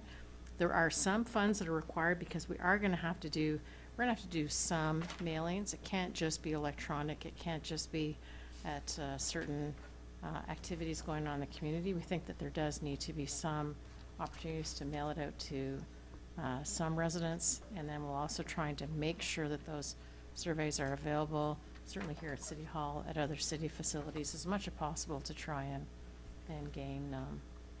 So this was a report that was coming back as a result of a previous report we brought to council to say this is potentially what administration could do to start that process. Okay, so if I get it correctly then, if council said yes, we vote in favor to receive, am I correct in assuming that administration will then go and do a public consultation? Because it doesn't say to endorse or Right. to push ahead with it or anything like that. So I think through you, Madam Mayor, we would like a second motion to direct us to go ahead and proceed with this type of public engagement. So this was a report to bring back to council an approach, and I think it would be good to have another motion from council if they like this approach, if they'd like to see something different, then we'd like a motion from council to give us guidance to do so. Okay, so if you'll, with your indulgence, your worship, I understand the premise generally historically received is to say, yeah, thanks for the report, that's very nice, we've read it, wonderful. But knowing, or at least this, like getting the sentiment that if we receive, really we're kind of saying we're okay with it and that we're going to push ahead. At least I think that's a logical conclusion to receiving the report. That being said, your worship, I'm not going to vote in favor to receive because that makes the assumption that something needs to change, that we as a council would like something to change, and I have been unequivocal in saying that I think, quite frankly, the system we have works reasonably well, and I don't really want to see anything change. So why would I make an implication or imply or hint that I'm looking for it when in fact I'm not? So I understand what's going on in terms of receive and that where it's going in the direction, and because I see where we're logically going. I don't want to go there. I don't want to spend the money. I don't think we need public consultation. I think the amount of counselors is fine. I think an at-large is fine. Therefore, I will not support the motion to receive, nor will I support a potential subsequent motion to consult the public, because I'm happy with the way things are. Thank you, Your Worship. Thank you. Further question, debate? Councillor Bennett. Thank you, Madam Mayor. Well, I understand what my colleague just said as far as his feelings go. I think where this came from, at least for me, during the last 2 elections, is the public asking for these things. So I think, as the public is the one that put us here, they should have a say in what it looks like once we get here. So I will support, for sure, this report and receive it. And I may even make the motion afterwards to direct us to move along. I will turn to you. Thank you. Councillor Towndale. Thank you, Madam Mayor. Well, I'd like to thank administration for the report. This is in response to a motion by Councillor Bergeron, but the original traces back to a motion that I put forward to discuss this, and I'm quite pleased with the way the survey looks offhand that's provided here. You know, there was some question on whether we would do this in between an election cycle or at election time per referendum. But, you know, when you look at it like that, that can really drag on, because if you have a referendum in 2022, nothing will change until 2026, if at all, and that's quite a long ways from here already. So I will vote in favor of receiving this, and I will support a motion to move forward with this. And the reason being, it is something that I've heard from the public now during 2 election cycles. I think we should get public consultation on it. We should hear what they have to say, because there has been discussion about this, about the size of council, about the composition of council in terms of wards versus at large. You know, I'd like to see what the feeling is, and I am in favor of wards. I'm in favor of a smaller council, but let's get some public feedback on it. Thank you. Thank you. Councillor Grant. Thank you. My thoughts are similar to Councillor Hollingsworth. I've been around this table since 2003, minus 4 years, and I've never heard a priority to look at the size of council. Or the ward system. There people talk about it, and most people say no, they want it large. But nevertheless, I believe that there's a hell of a lot more priorities that we need to look at for our residents than this. This is going to be a cost associated with it, and I think at the end of the day, status quo is going to remain. So I think this is a waste of time. It's nice politically to say, oh, I want to pick your brain, but you're going to get the same 2,000 people at a 27,000 that are going to put their voice forward. You won't get the majority, and we'll be swayed by that number of people. It's a waste of time. Let's move forward on the priorities that are going to reduce the cost to our community. We just heard these huge costs coming down. This shouldn't even be on our radar. Let's talk about priorities, and we put a strategic plan together. Let's focus on that. Councillor Gardner, and then Councillor McIntosh, and then Councillor Elaine McDonald. Well, there are many, many reasons why I will say ditto to him and ditto to him, because I don't believe we need to change. The reasons why, if it comes to debate down the road, then I'll give my reasons why. We're elected to make decisions, not to throw things out because I made a promise at election time that I'd reduce the number of councillors. There were 12 councillors at one time, now we're down to 10. I like the way we are now, and maybe it sounds like the old guard, but that's the way it is. Councillor McIntosh, and then Councillor McDonald. There was a time in my life when I was in favor of the ward system, but the more I give it thought, the more I look at it, and go back and look, why did we go to the elections at large? Because we had 2 guys in Ward 1, they took care of Ward 1. 2 guys in Ward 6, they were only interested in Ward 6, not the guys in Ward 1. And it became a real political football where they do a lot of horse trading. And I think, agree with the ward system, the elections at large was a good move. Size of council, hey, we're gonna divvy up the meetings now. you cut two more people off council and, it just loads up, it's a bigger workload. So I agree with Dean 100%. Councillor McDonald. Thank you, Madam Mayor.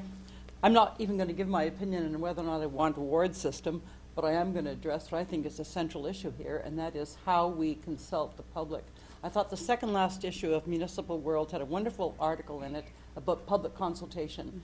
And the point being that you have to avoid the pitfall that Councillor Grant mentioned, that you get the same 2,000 people registering their opinion over and over again. So that's just, a tyranny of a select few.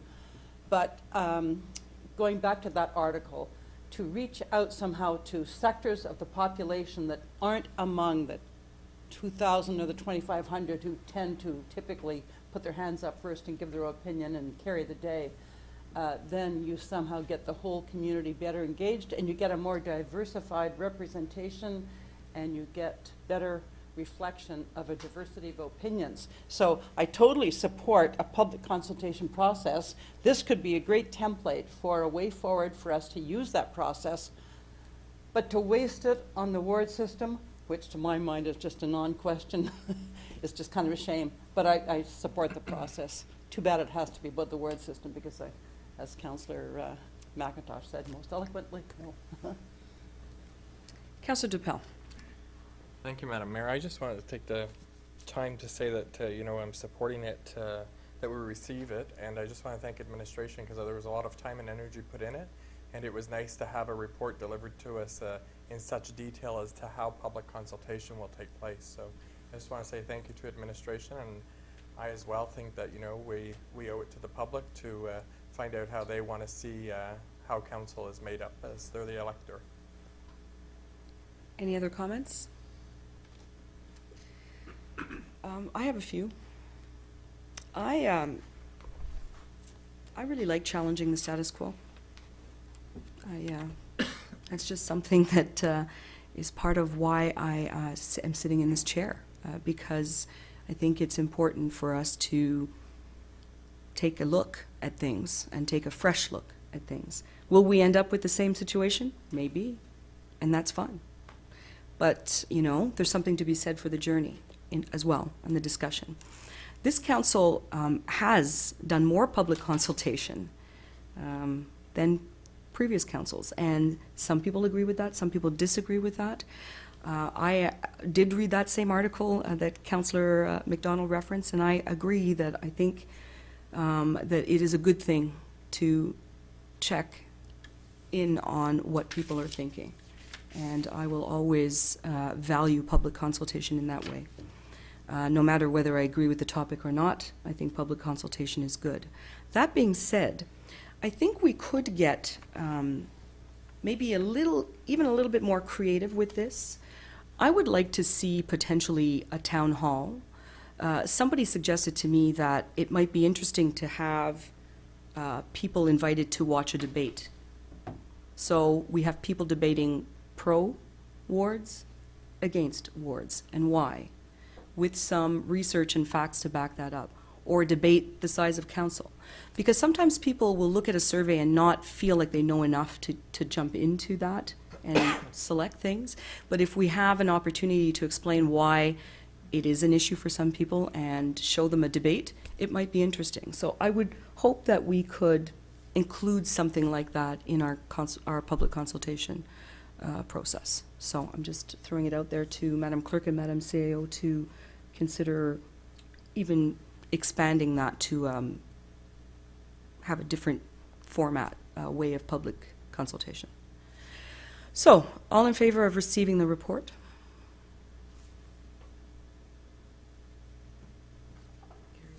Carries. I'm going to turn to council again to see if there's an appetite for a motion to proceed. Go ahead, Councillor Bennett. Thank you, Madam Mayor. I'd like to make a motion to direct administration to proceed with the public consultation in regards to the council size and the ward system. Seconded by Councillor Towndale. Okay. Any further debate on that? Councillor Hollingsworth. A couple of points, Your Worship. I kind of figured I could get this in strategically. First of all, there was discussion that John Q. Public articulated what they wanted at election time. Quite frankly, nobody articulated that to me, but fair enough. So maybe they didn't think I was open to it and felt there was no point, whatever their purpose may be. But what I would suggest is that some people have articulated their opinion, but that doesn't necessarily represent the proverbial silent majority. So while there may be some issues. Now, here's something that's noteworthy. Back in 1991, I had started as kind of an at-large, and just previously, my colleagues at the time, many of them had been in the ward system.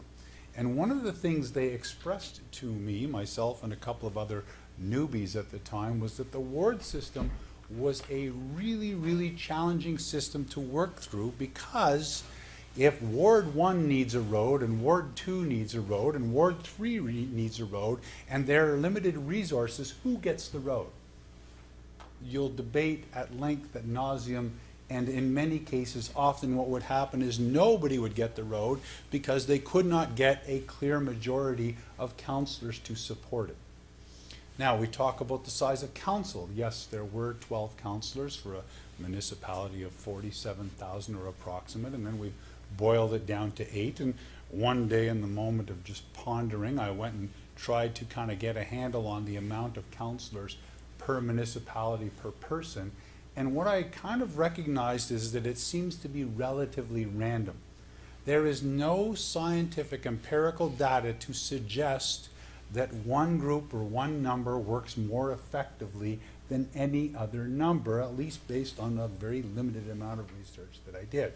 Now, our colleague, Councillor Bergeron, was not here, but we had a discussion one day, the two of us, about the size, and he articulated some private sector companies that work with very small boards and very, very profitable and very, very successful. But here's the one thing you need to keep in mind when we're talking about the size of any given council. Often, at every length and every opportunity, we talk about being all-inclusive and giving a voice to everyone and having everybody have their say. Well, quite frankly, if we're about trying to get things done, then why not go with a council of 3, a mayor and 2 councillors, in which case debate would be minimal. We would push ahead probably fairly quickly, but we would definitely run the risk of disenfranchising a small or potentially large group of people in the municipality who are not given an opportunity to say what they thought. So to me, to start boiling down the numbers of councillors, forget the workload, we run the risk of not having a group or a group, certain groups, not having the opportunity to articulate their opinion. Finally, there is this reference about challenging status quo, and I think that's an excellent idea, and on any circumstance, on any given day, over any given issue, we should certainly challenge the status quo. But challenging the status quo simply for the sake of challenging the status quo doesn't really necessarily make sense to me, in the sense that I hate to use the cliche, if it ain't broke, don't fix it, but the fact of the matter is, I'm not convinced that changing, going to wards large, or having more or less councillors will necessarily fix whatever is broken. Public consultation is fine, but as I mentioned before and was already articulated by other councillors, the fear is that only those who have an axe to grind will come forward and say, this needs to be changed, it's not working, and those who are basically quietly content with how it's working and feel comfortable with it will not voice their opinion, and will base our decision based on a very, very small segment of the population. That being said, I didn't support the last motion, and I'm not prepared to support this one. Thank you, Your Worship, for your patience. Councillor McDonald? Thank you, Madam Mayor. Well, I totally agree with my colleagues' comments. I too don't support the ward system, so I'm not going to support that motion. But I do want to say that public consultation is absolutely valuable. And I just want to point to an example. I think the greatest exercise in public consultation since I've been on council was what was done with the Senior Friendly Community Committee, the work they did. And it seems to me that they worked through all these different mechanisms that are here in the template, but it wasn't a confrontational thing.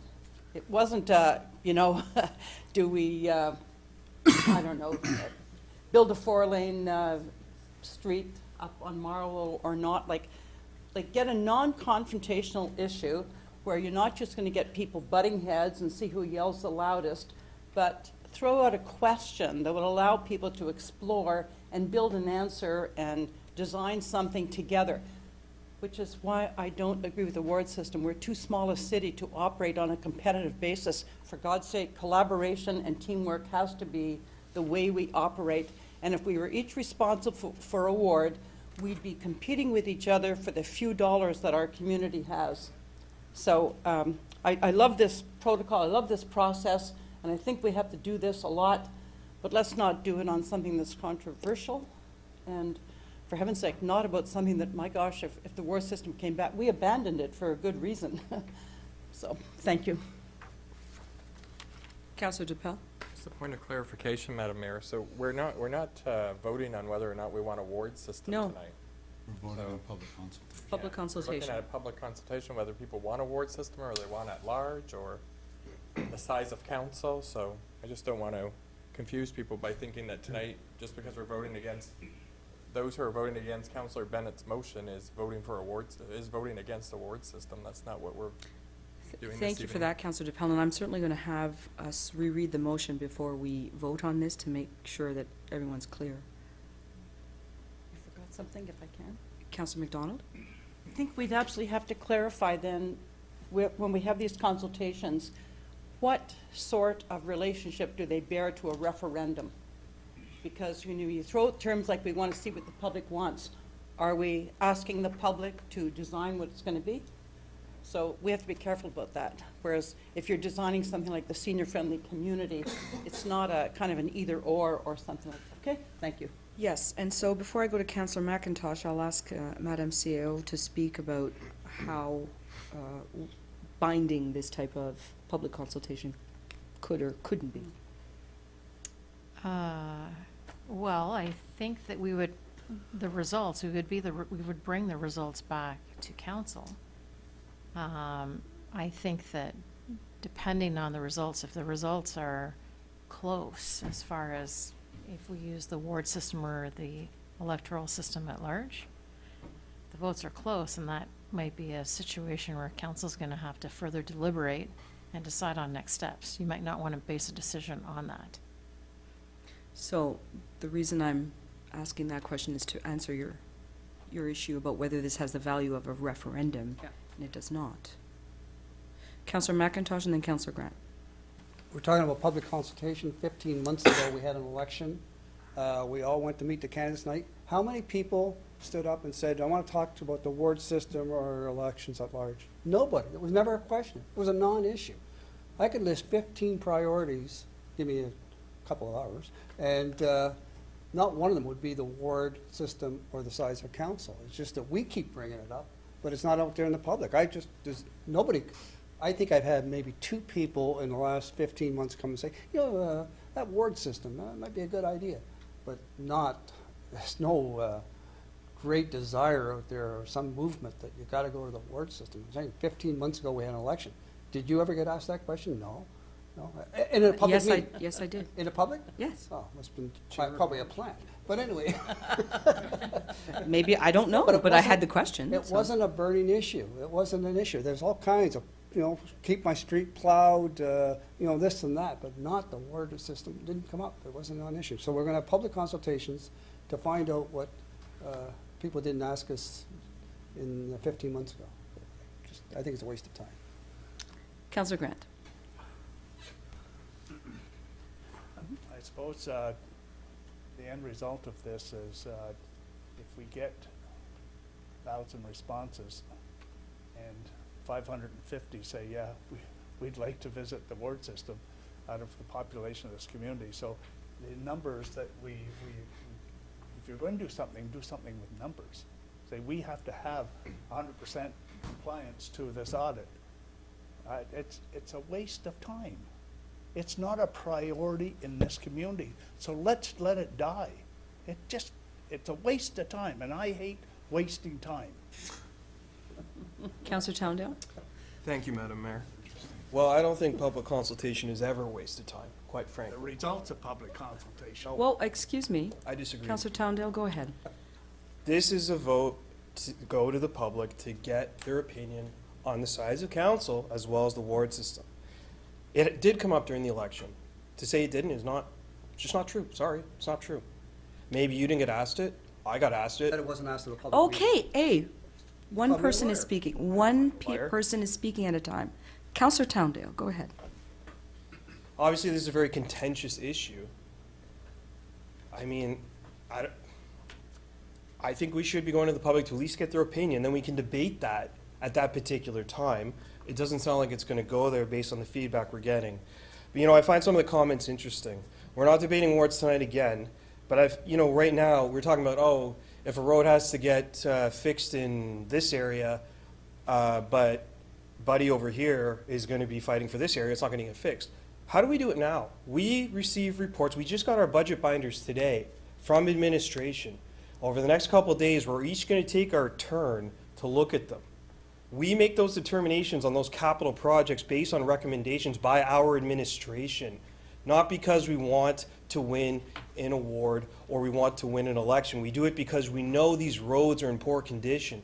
There is an asphalt status map that the city keeps that has all the road statuses on it. That's where these repairs come from. The same for water and sewer, the same for sidewalks.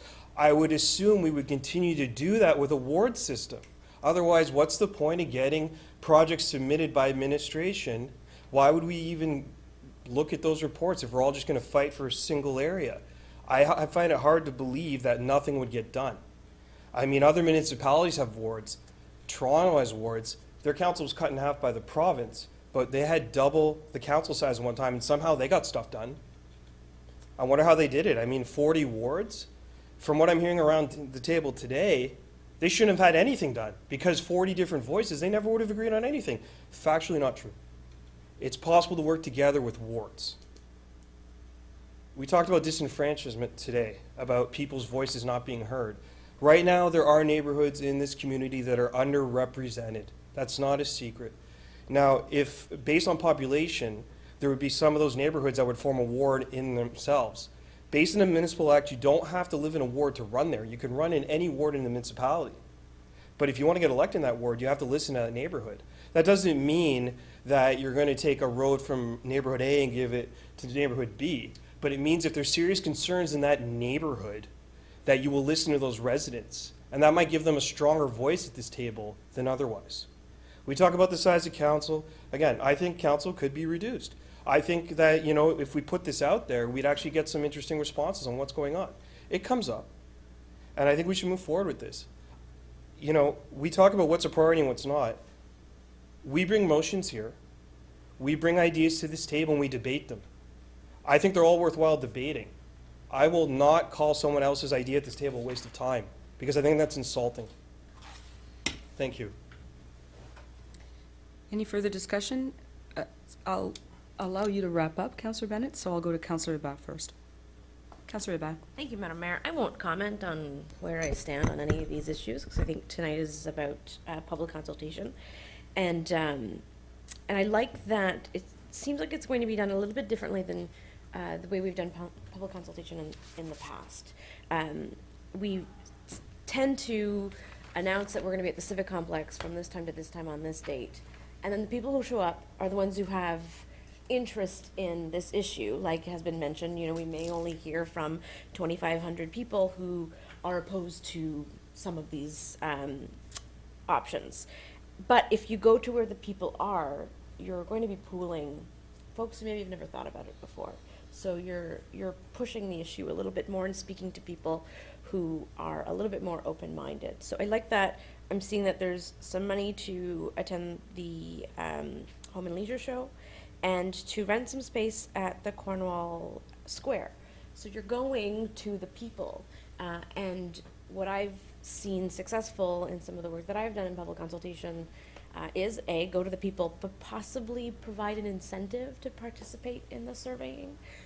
So if you take 3 minutes, answer these questions, we'll put your name in a draw for something that we can contribute within the city, maybe some swim passes, so it doesn't cost us a lot of money, but you might get a little bit more of participation at that level when you're doing face-to-face with a little bit of incentive.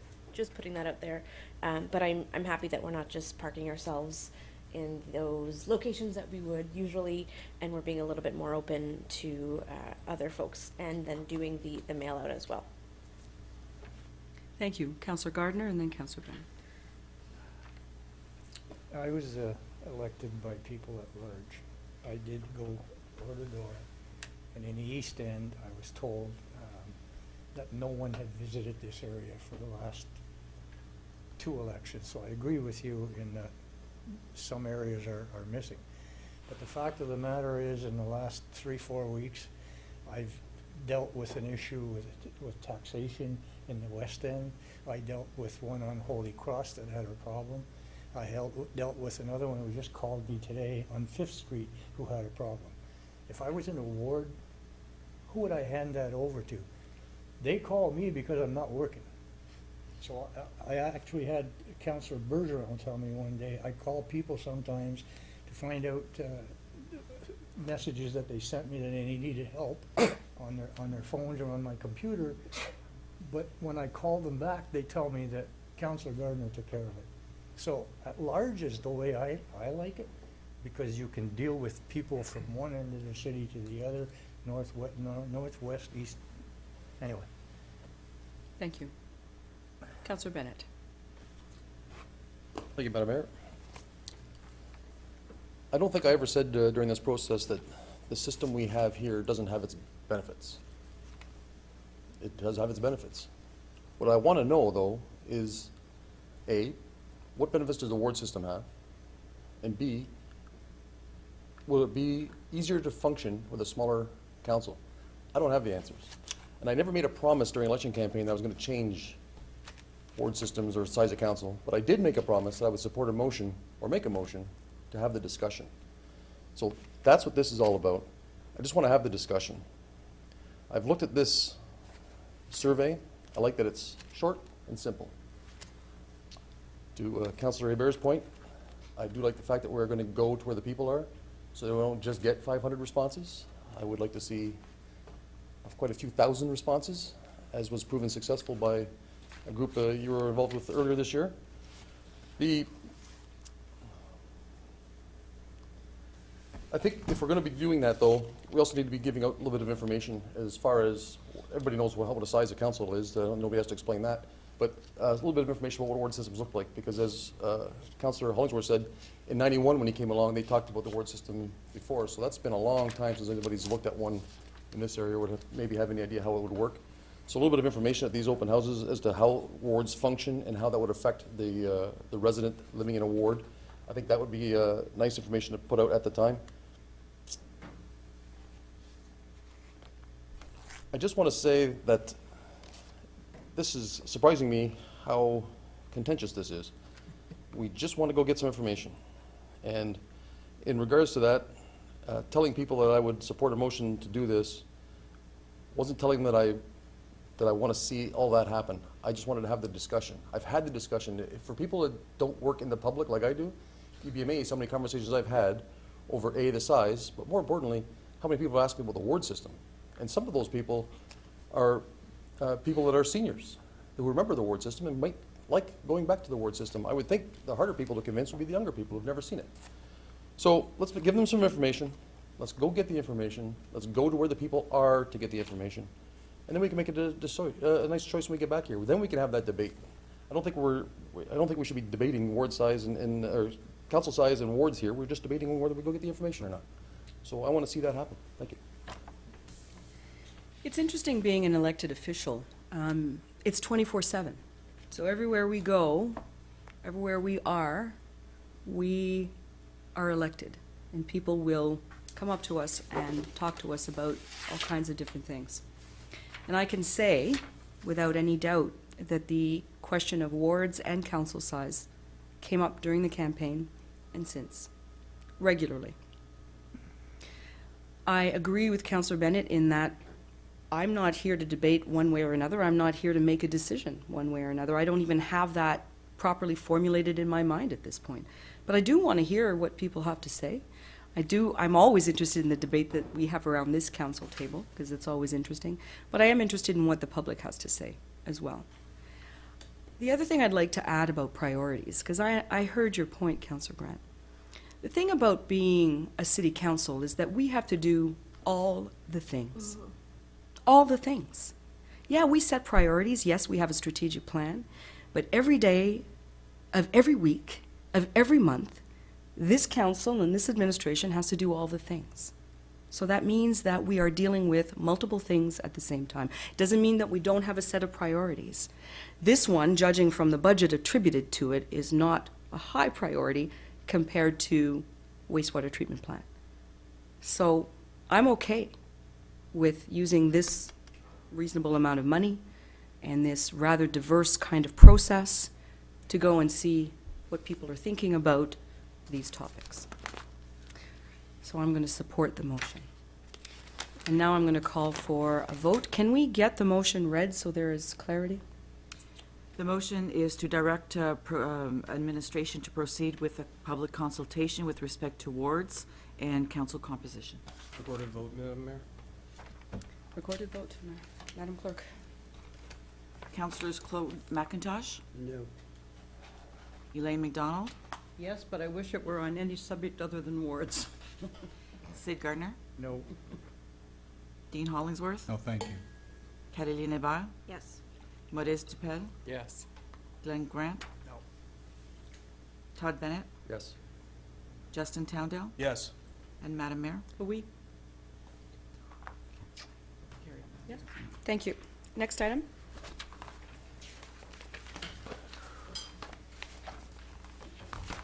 Child Care Division Business Practice Guidelines for 2020.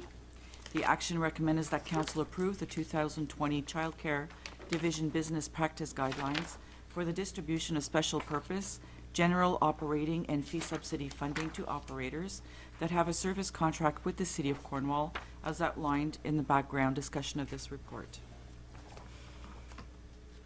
Councillor DePel, you make that motion? Seconded by Councillor Hollingsworth. Any discussion? Questions?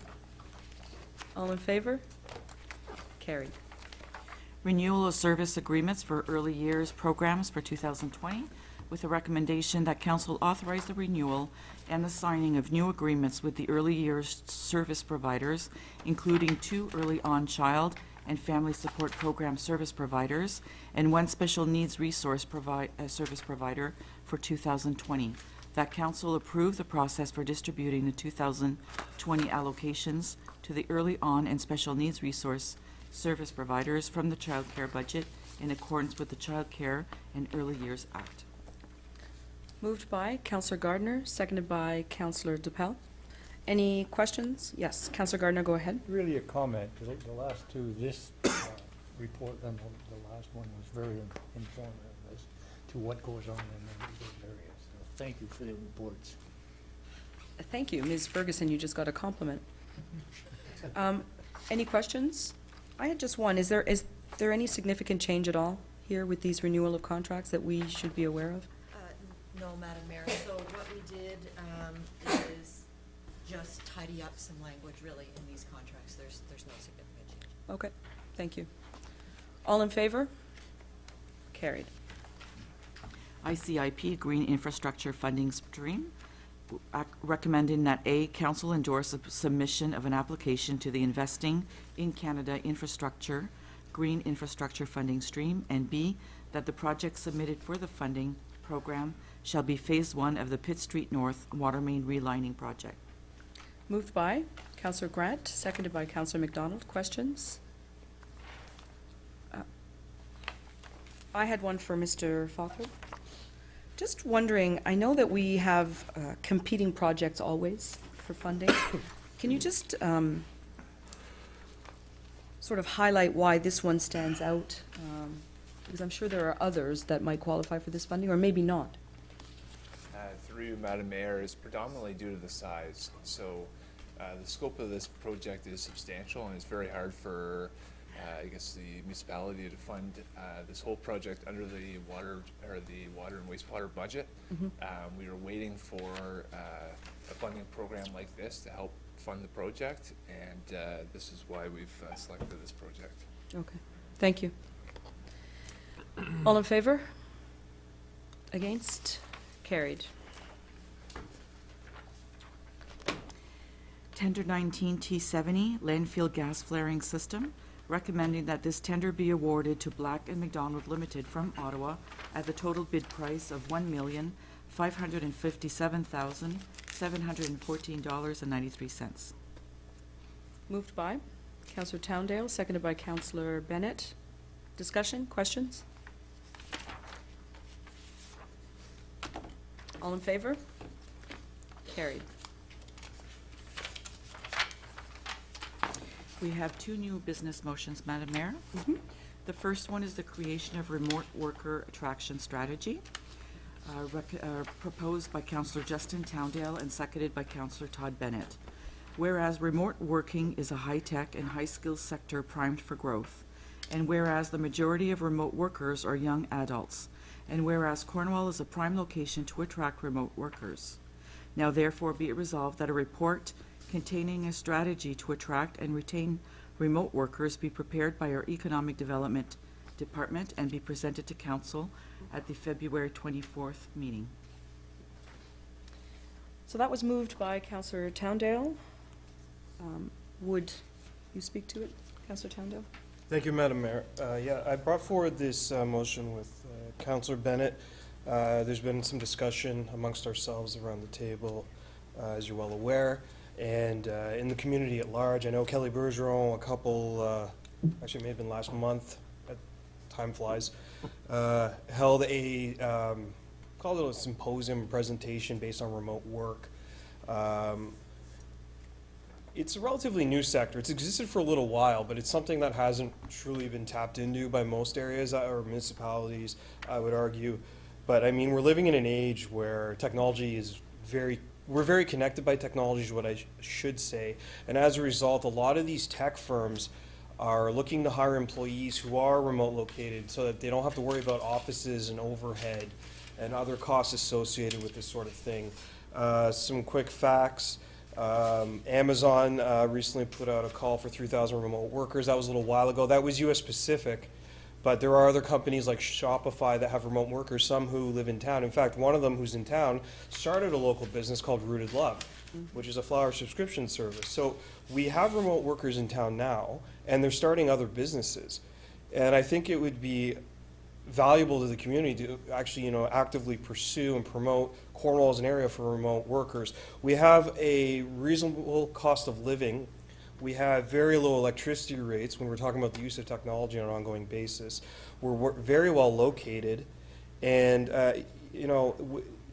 with the cost of living going up in larger cities and people moving to areas like ours, now is the time. And the benefit of this is that it doesn't require any new infrastructure. You just need a place for someone to live. They can work at home, or they can work publicly, coffee shop, library, anything like that. The state of Vermont currently is offering $10,000 to remote workers to relocate to that state. Now, rules in Ontario, or Canada, I should say, and the United States for these sort of incentives are different. The U.S. has a lot more leeway in how they do these sort of things. But, this is an indication of a market where there are true incentives being offered to remote workers to relocate. So, I think we should get ahead of the curve on this one and really push out a strategy so that we can tap into this market. The majority of remote workers currently tend to be young adults, and that provides an age group, an age bracket within our city that we know is lower than the provincial average, probably the national average. And that's something that could benefit us as well. Some are married, some are not, but if they decide to settle here, get married, have kids, it's great for the population. And it provides it's a sector where there's already an income established. So that's why I put forward this motion, and I look forward to the discussion on it. Again, we're looking to get a report back. Thank you. Councillor Hébert and then Councillor Grant. Thank you, Madam Mayor. I think this is a great idea and look forward to seeing what kind of strategies our Economic Development Department puts forward. My concern is the timeline. It's saying here that we're requesting this to be presented back to Council by February 24th, which seems like a blink away right now. I'm wondering if the department has enough time to gather the information that they need to develop a worthwhile strategy in 5 weeks. Thank you. I'll turn to Madam CAO with that one. Mr. Ball? Through you, Madam Mayor, we did have a brief conversation about the timeline. It seems suitable. However, if there was a delay, we would certainly inform council that we've come up with. It also reminds me too that when we've had some wonders and debate about issues, we can sometimes reach out to the councillors who have been involved. The pop-up businesses is one where we've done that as well. So if it does get to a situation where we want to have some further discussion with council and perhaps with the movers of this motion, we may want to do that as well. Thank you. Councillor Grant and then Councillor Bennett. Thank you, Madam Mayor. I would like to suggest a friendly amendment to, and I would like to talk about where it says strategy to attract and retain remote workers and the benefits to our community. I would like to see what benefits they would give to the community as well as just saying how we're going to do it. So friendly amendment is approved, then. Councillor Towndale? And a second. I'd be fine with that, Madam Mayor. Madam Clerk, you have that? I do, thank you. Thank you, Councillor Grant. Councillor Bennett and then Councillor Gardner. Thank you, Madam Mayor. I think when this conversation came up, one of the things that comes to mind is it's another opportunity to further diversify our economy in this city. You never want to get too reliant on one sector or another. This would certainly help diversify. I think what we need to do if we decide to move forward with this is we need to show remote workers the benefits of coming to a smaller town, and Councillor Towndale touched on it a little bit. But you know, remote workers have spouses, and spouses will probably want to work as well, and we have an abundance of jobs we can't fill right now. So we have the opportunity to maybe kill two birds with one stone here if we're successful. Really, the more I read on this, the more I'm starting to understand this is really the future of the workforce. You know, we can either jump in late and fight for table scraps, or we can set the table and let everybody else come and follow us. So, you know, let's be bold and let's lead our city into the future rather than get dragged there late to the party. Thank you. Councillor Gardner? Yeah, I brought this to, through you, Madam Mayor, I brought this to, about 4 months ago to the table, not this table here. So I'm glad to see this come here tonight. One of the issues was Amazon, who were hiring 3,000 people. I brought that to forward, and I'll leave it at that. The salaries and the benefits were amazing. I was really surprised when I read the newspaper article about how they were paying and what the benefits were. So thank you very much for bringing this to the table. I'm glad to finally see it move forward.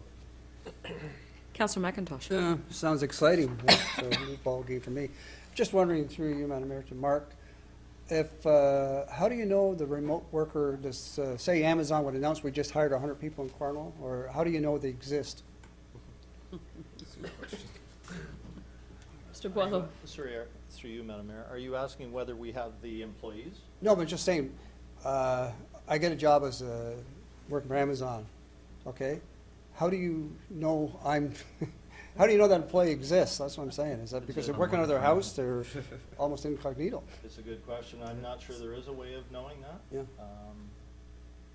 But we may investigate in doing this report and find out a little bit like more about that. Councilor Gardner talked about the 3,000 people Amazon employed. Well, I don't know if Amazon's going to announce that we just got 150 in Cornwall or in 200 in Brockville and so forth. Right. I'm just wondering, you know, it's a...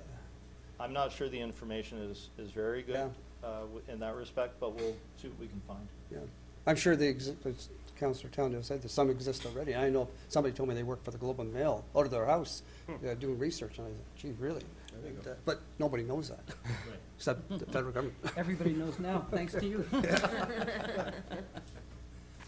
Any further discussion? I thank you both for the motion. This is a brave new world, and I liked your use of the word bold, Councillor Bennett. This is why we are here to be activists and to be investigating different things that could potentially bring new people and new money to our city. So this is very interesting. And you will let us know, Mr. Boileau, if the timeline doesn't suit, so that we can make sure to just understand when is best for you to present this to us. All in favor? Carried. Thank you. Our second new business motion is an increase of public council meetings proposed by Councillors Hollingsworth and Towndale. Whereas Cornwall City Council has an obligation to be as informed and knowledgeable as possible concerning all decisions made on behalf of the City of Cornwall. And whereas City Councillors are potentially liable for how they vote on behalf of the City. And whereas agendas are informative and lengthy, thereby demanding a great deal of time and precision in order to be fully understood.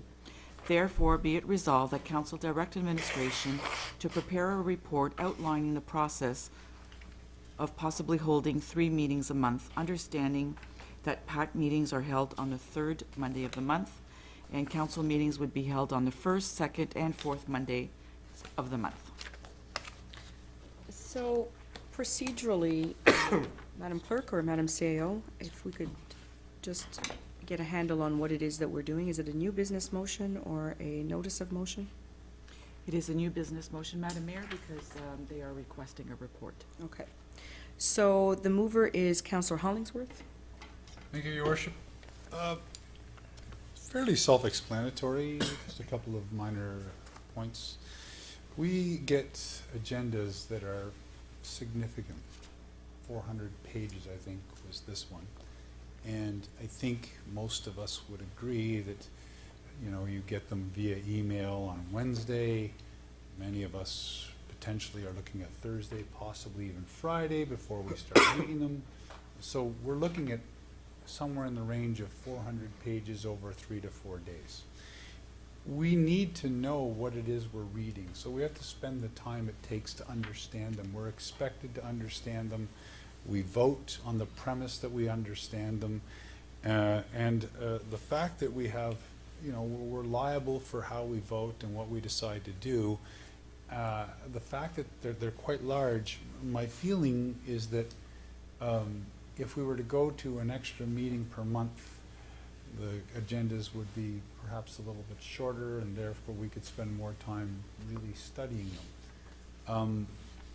We discussed back in the early 90s, I don't recall agendas being 400 pages. I can't tell you how long they were, but it seemed to me, you know, 90, 100 pages, whatever it was. And I never, at one point when I was elected, I used to work construction. I poured concrete for a living, and we would work 7 days a week. And I never remember feeling like in a scramble to try to get the agenda read. Yet now, often I'm always thinking, like, have I read this closely enough? Do I understand it? And so this motion is, as a report, initially I wanted to just push ahead with it, but certainly a sober second thought, perhaps there are some things that I'm not aware of in terms of how agendas are put together and pitfalls about trying to go to 3 versus 2. And those kinds of things. So a report, I suspect, in fairness, is more apropos. I think, Your Worship, there were some words that I heard this evening, even in this meeting. We did an hour and 20 minutes or thereabouts just for presentations. One councillor made reference to a dizzying array of numbers to follow along in. I couldn't agree with that councillor more. There's an awful lot of numbers. And the other thing that's noteworthy, Your Worship, is if you look at our agenda and you hold it up in paper form, it's kind of about that thick. If you look at our budget meeting, it's kind of about that thick. So my point is simply this. We have about 2.5 to potentially 3 weeks to digest the budget in the premise that we will understand the numbers and be prepared to ask questions.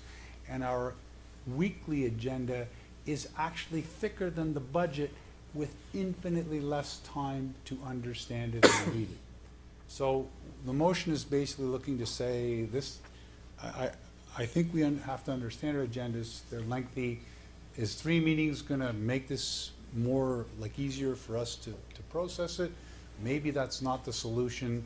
If administration has kind of a plan B or something else, I'd be more than happy to entertain it. I hope my colleagues will support at least getting the discussion going. Thank you for your time. Councillor Dupel and then Councillor Grant first and then Councillor Dupel. Thank you, Madam Mayor. First of all, I think that the last resolve, I'm not going to support the motion, but I just wanted to show that that PAT meetings continue to be held on the third Monday.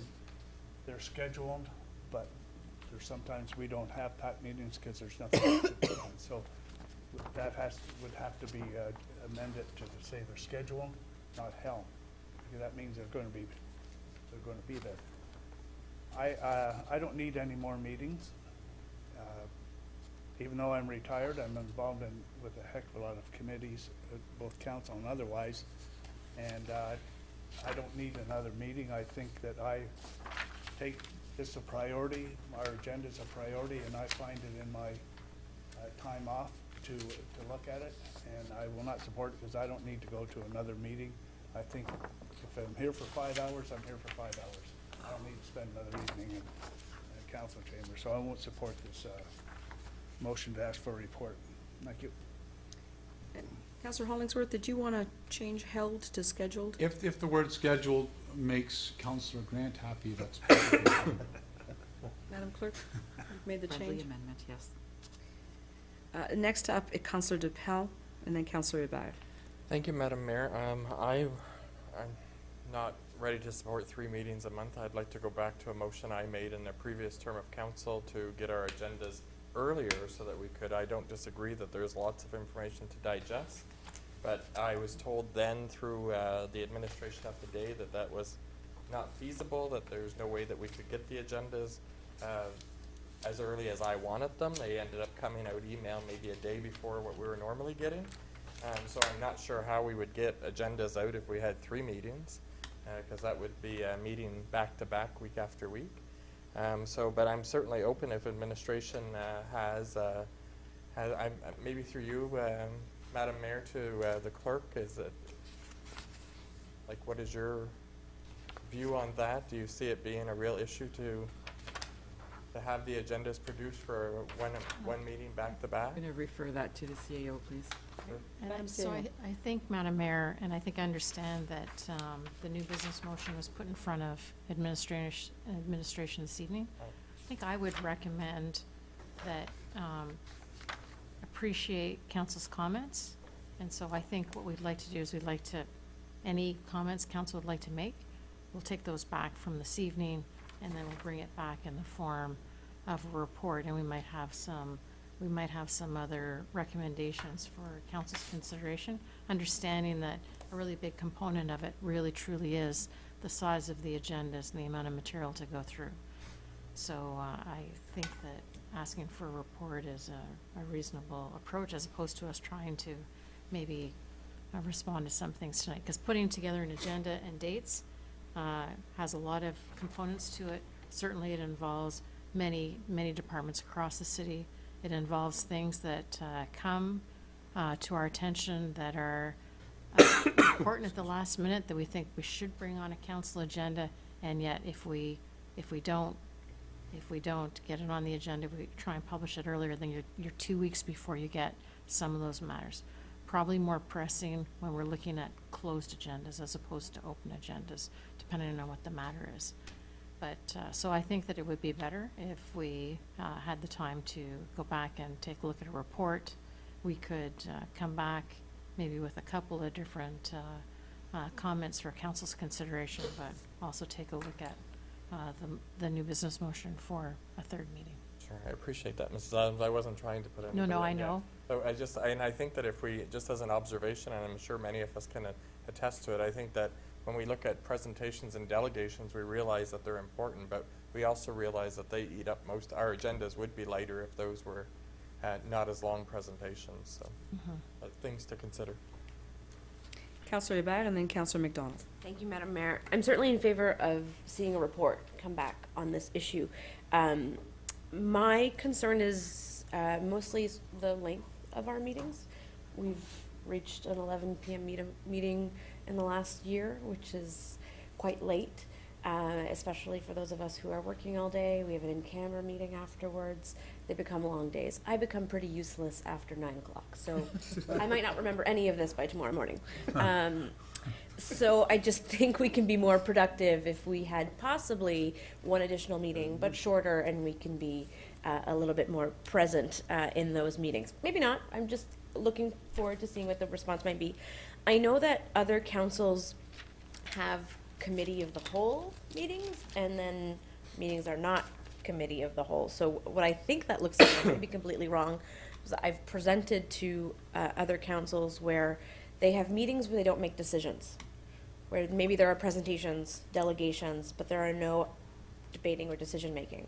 So maybe it's something along those lines where the first meeting of the month, we see presentations, but then our other meetings don't include presentations unless it's a special situation.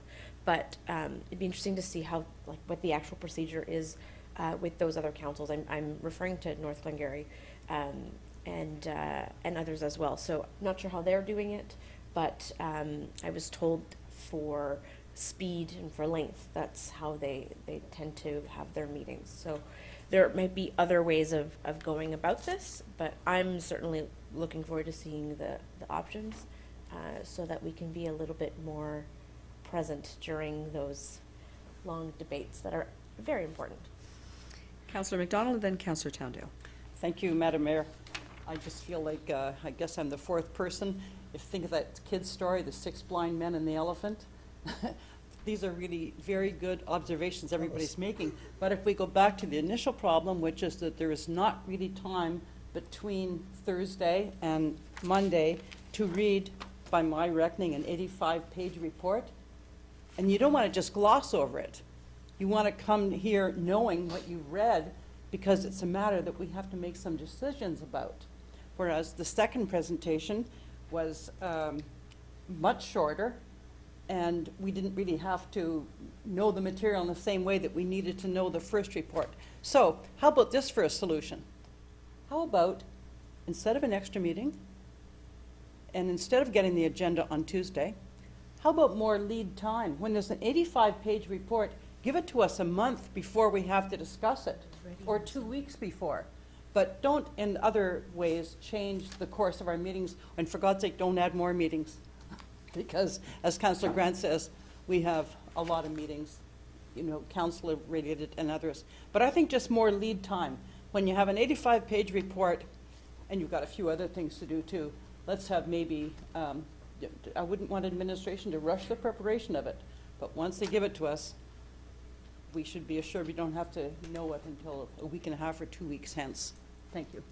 Councillor Towndale, and then Councillor Gardner. Thank you, Madam Mayor.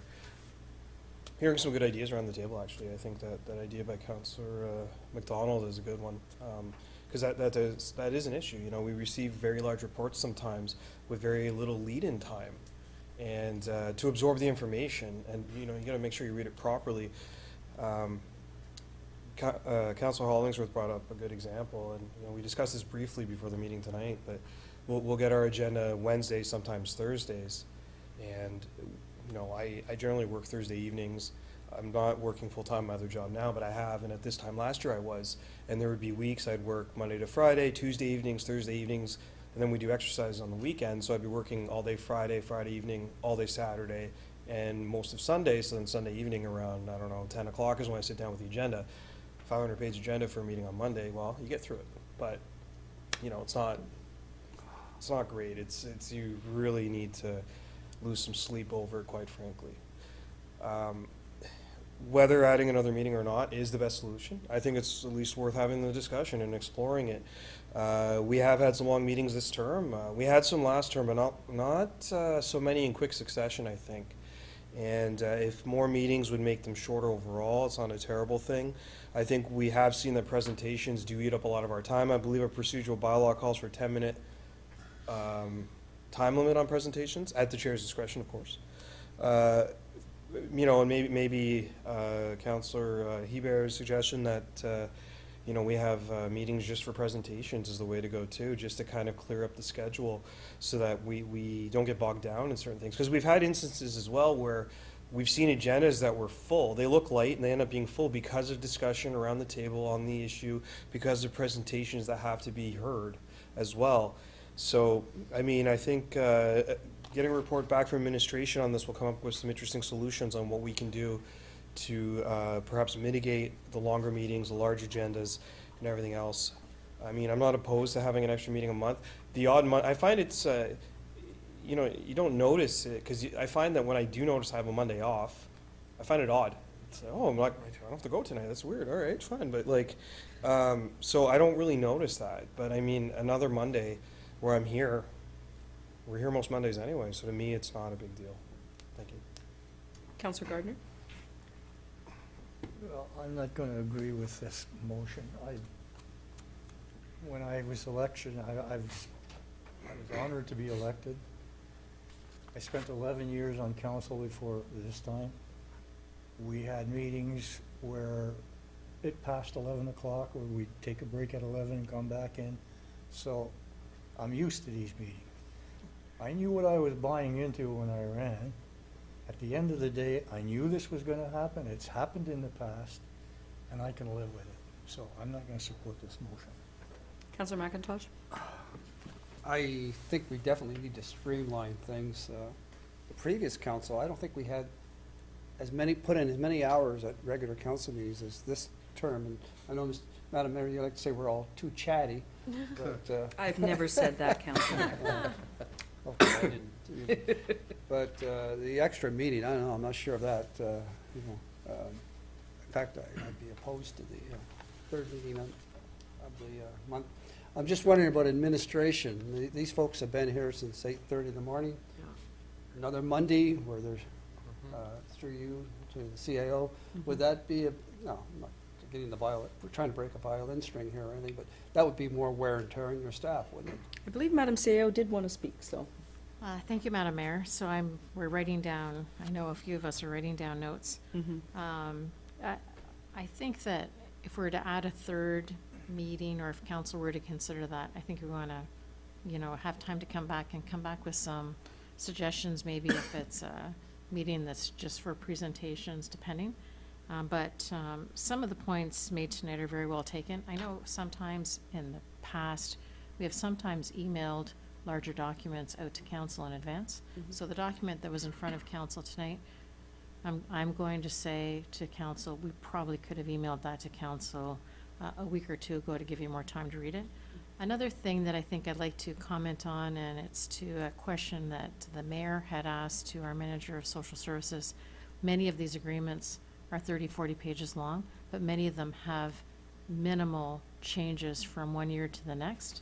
And those are potentially some comments that we can put in a report, or if there are changes, we can actually highlight where those changes are in the report to try and speed up some of your reading. So I think that with presentations, we try historically to not have multiple heavy presentations. So we knew tonight that the one was quite significant for information for council, and we knew that the other one was going to be a little bit shorter and I think a little bit more straightforward. Yeah. So we do, I would like to say conscientiously, we do try to manage the presentations. And I think that if council wants to look at time limitations, then we can look at that as well. But there are some that are city business items, like the one this evening.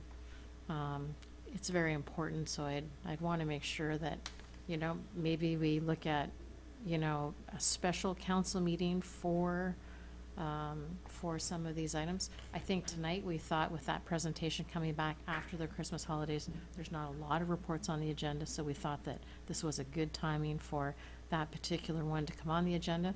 But I think we could have certainly given that information. Would it be a little more stressful, not stressful, but a little more challenging for the clerk's department, preparing an extra agenda? If we're doing agendas every week, if we're doing, through you, Madam Mayor, if we're going to do agendas every week, yeah, for the clerk as well, but also for departments, because we're going to have multiple items pending in the queue, and it's going to be, you know, we're going to be trying to determine, my concern too is that we might have some really light agendas, and we might have some really big agendas. We'll have to try and manage spreading that out as well. I've seen, like, Council, I think it was Council Townsend said, sometimes you look at the agenda and you say, well, this be a quickie. And then 12, 15 lines, somewhere half an hour discussing it. And, you know, which we weren't, you know, I arrived here not knowing this was going to be here. And it was another item too. So sometimes those things, lack of a better term, we get ambushed by them. But in the meetings, like, we've been here almost 5 hours. And this Dean once said, if you got something important, save it for the last hour, it'll go past because everybody wants to go home. But I think we need to, really do, I think we need to streamline things. I'm no fault of administration, but it's really getting bogged down here. Any further comment? Councillor Bennett? Thank you, Madam Mayor. I wasn't sure what to make of this when I read it. Yeah, I like you people, so I don't mind coming an extra day, but that's okay. But I think some of the ideas I heard around here are good ones that would alleviate the need for a third meeting. So I really look forward to the report. Councilor McDonald made a good one. You know, if you have a report like tonight that was we could get it a week or two ago, great. I like the idea where presentations are made on a dedicated evening. No decisions had to be made. You sit here for 2 hours or an hour and it's done and you're out. But I don't think, I'm not really sure if I'd support a third meeting, but I would certainly like to hear the report and more importantly, hear the ideas that were said around here in regards to speeding up meetings or making it a little more tolerable, I guess. I want to hear all those things, so I look forward to the report. I'll vote in favor. Councillor Grant? Just a point of Yours- clarification, Go ahead. if we're looking at the motion, it talks about not having options of, it's talking about having a third meeting. So if we're going to give direction to administration, is to say a third meeting or other methods to get the information ahead of time, et cetera. Because the way it's read right now, they're going to bring a report back on having a third meeting. So I'm not perfectly clear on what I'm going to be supporting or not supporting here, because I know CEO said that she's got to listen to all these ideas, but that's not what the motion says. Madam CAO, how are you interpreting the motion, or how Well, are you through going to be able to Madam respond Mayor, to it? Through you, Madam Mayor, having a conversation with Councillor Hollingsworth and then taking a look at his wording, especially the line that says, "And whereas agendas are informative and lengthy, thereby demanding a great deal of time and precision in order to fully understand." I look at that as a challenge. That's really one of the driving challenges for council to be able to deal with the amount of material that's coming on an agenda. So I do see the third meeting as a request from Councillor Hollingsworth to try and mitigate the amount of material that council has to review prior to a council meeting. But I think that if we came back with a report, we could show what that third meeting could be or would look like. But at the same time, given that the new business motion also speaks to the amount of reading material and understanding that, I think that we would come back and we would also have other options for council's consideration, understanding that overall the underlying component is the amount of material for council to review. Councillor Hollingsworth? Worship, if it makes council feel happy, they want to throw in an and or other options into the actual motion, the final component. I can't remember exactly word for word, but if I might. So resolved meetings, so report, conduct pre-public meetings and or other options, and or other options with or over and above first, second, fourth Monday.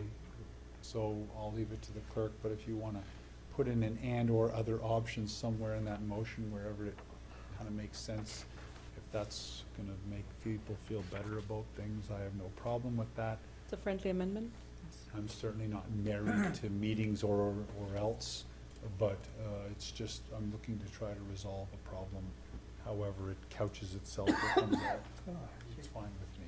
So does that work, I guess. through the Yes, clerk yes, to- Madam Clerk suggested We're that it was good? a All friendly right, amendment. Thank you, and if reread, to make everyone feel like they know what they're voting for. Okay. Any further comment? Seconder. Counselor, Seconder, okay with that? Counselor Towndale's okay?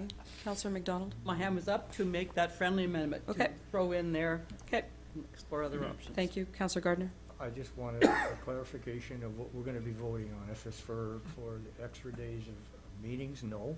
But if there's an addition to it that calls for a report to bring back to us, yeah, I have no problem with that. So I'm going to have it reread before we vote? Please. Okay. So I'd like to make some comments. I'm going to be consistent here. I was not elected to simply stand by the status quo. So if there's going to be a discussion about a fresh perspective on how to view things and how to manage things and how to do things, then I'm all for looking at a report and having further debate about that. It does seem to me, though, that this is going to lead into other discussions around the length of meetings and how to manage those meetings, and possibly link to conversations about a review of our procedural bylaw, right?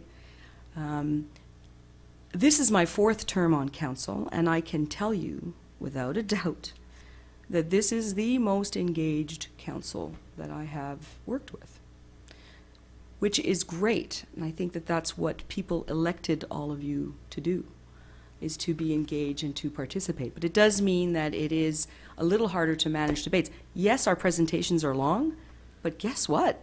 So are the debates. Don't lose sight of that, folks. You may not be conscious of the time when you're on your feet of how long you're taking to make your point.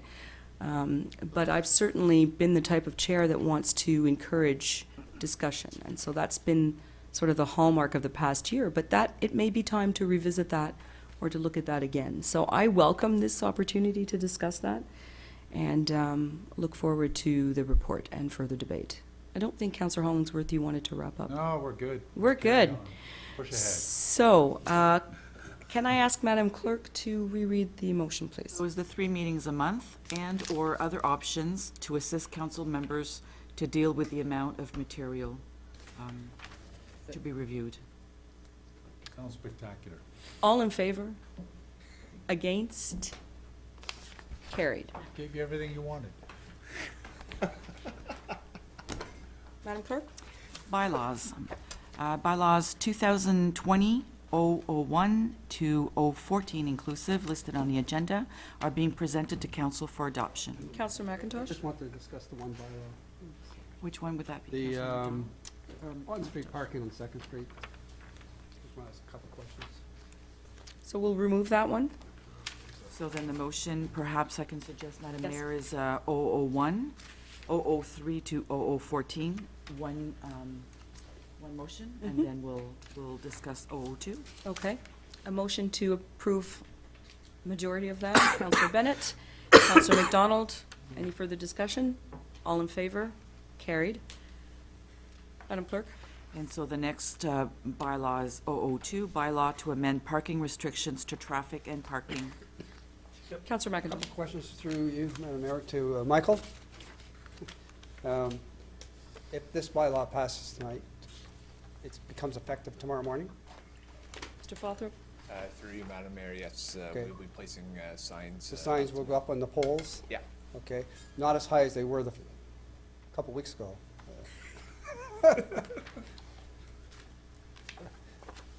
Through you, Madam Mayor, The last time they went up, nobody could read them. They lowered them, then they took them away. I don't know what's going on there. Anyway, read this, on-street parking on both sides of Second Street West in this area is currently prohibited? through you, Madam Mayor, yes, it's currently prohibited as of right now. But they've been doing it. Through you, Madam Mayor, yes, they have, but the bylaw currently prohibits parking on both sides of the road. Yeah. But, okay, never mind. Okay, so the signs will go up tomorrow, and there'll be, I hope there'll be a grace period to sort of break people in.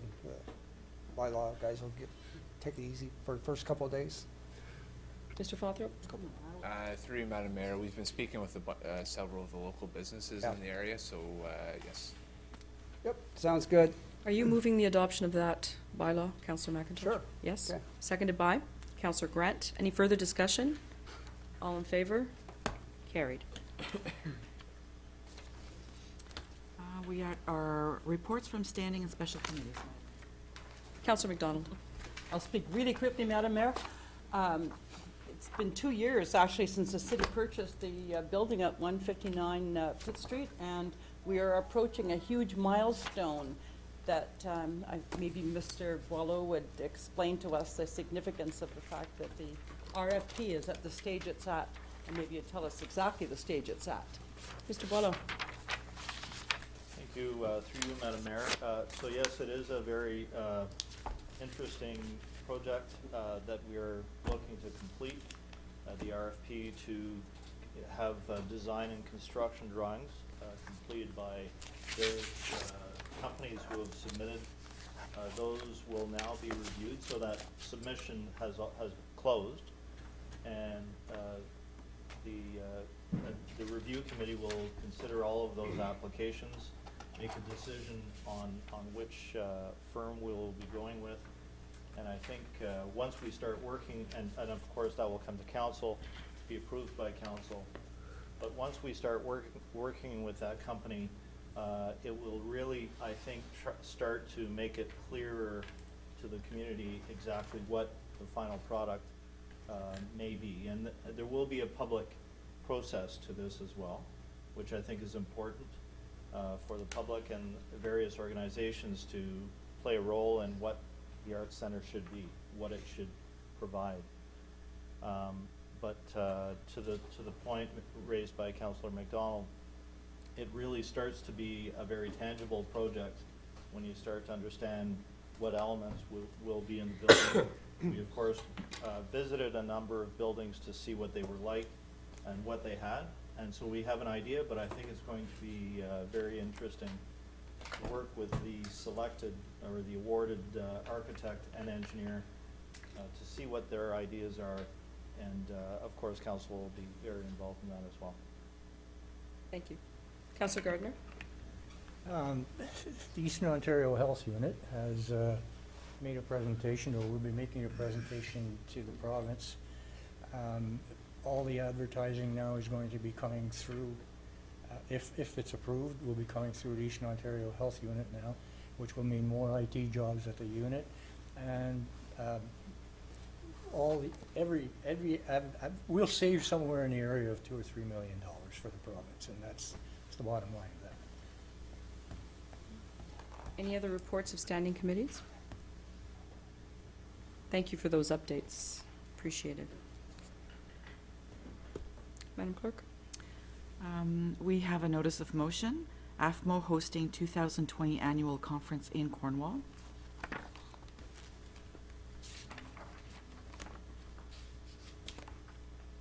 I will read it out, Madam Mayor.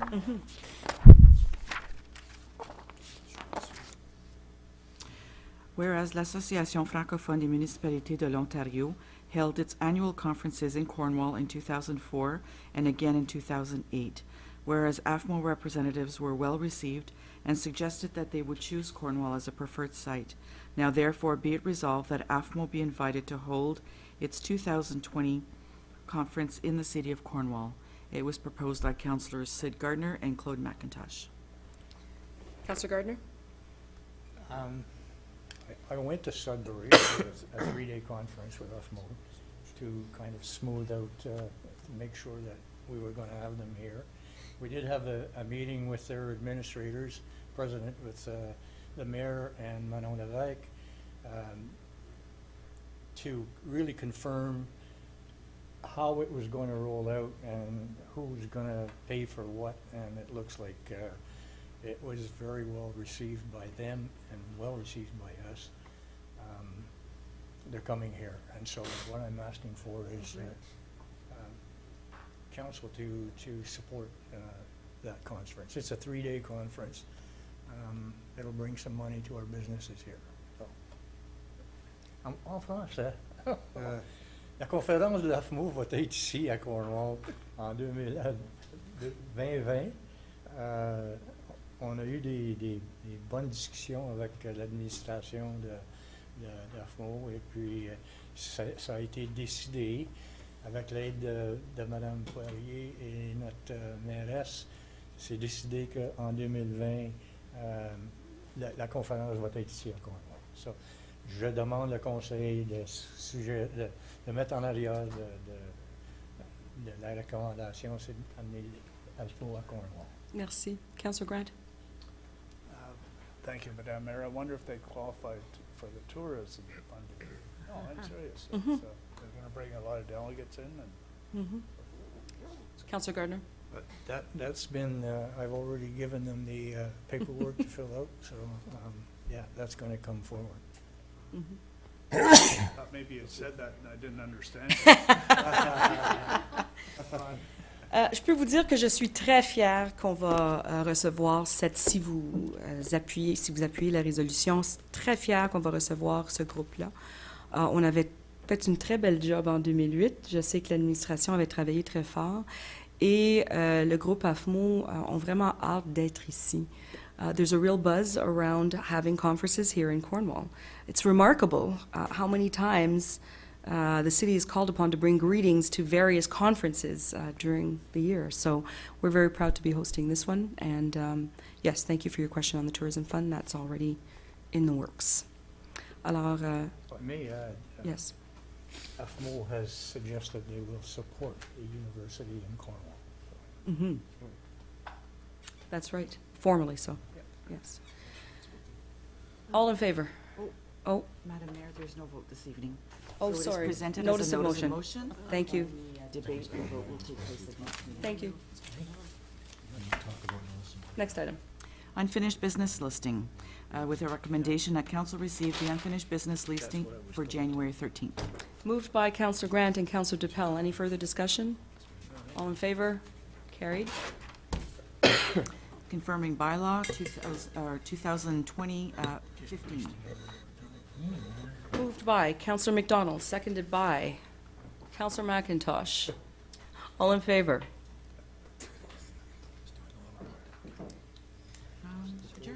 I'd just like to comment on the jackets that were worn by two councillors tonight. I was distracted so many times during our deep debates. I kept thinking, are they Buy one, absolutely identical? Because I think that they really are identical, and I kept figuring I was seeing double. Anyway, Buy one, get one free. yeah, Yeah. quite remarkable. We call You them- look good, guys. Both from Riverdale. Though, so this is, team Motion to adjourn. I didn't wear my Councillor blue Bennett shirt, and though. Councillor Hébert. Thank you all for your patience. Merci. Nice. Figured it was gonna come to it. Every time one of you stood up, I kept trying to like look at the details. Yeah, actually, at first I didn't. Your buttons have a little extra something on this side. Maybe you and Justin, you know? We should all get the same.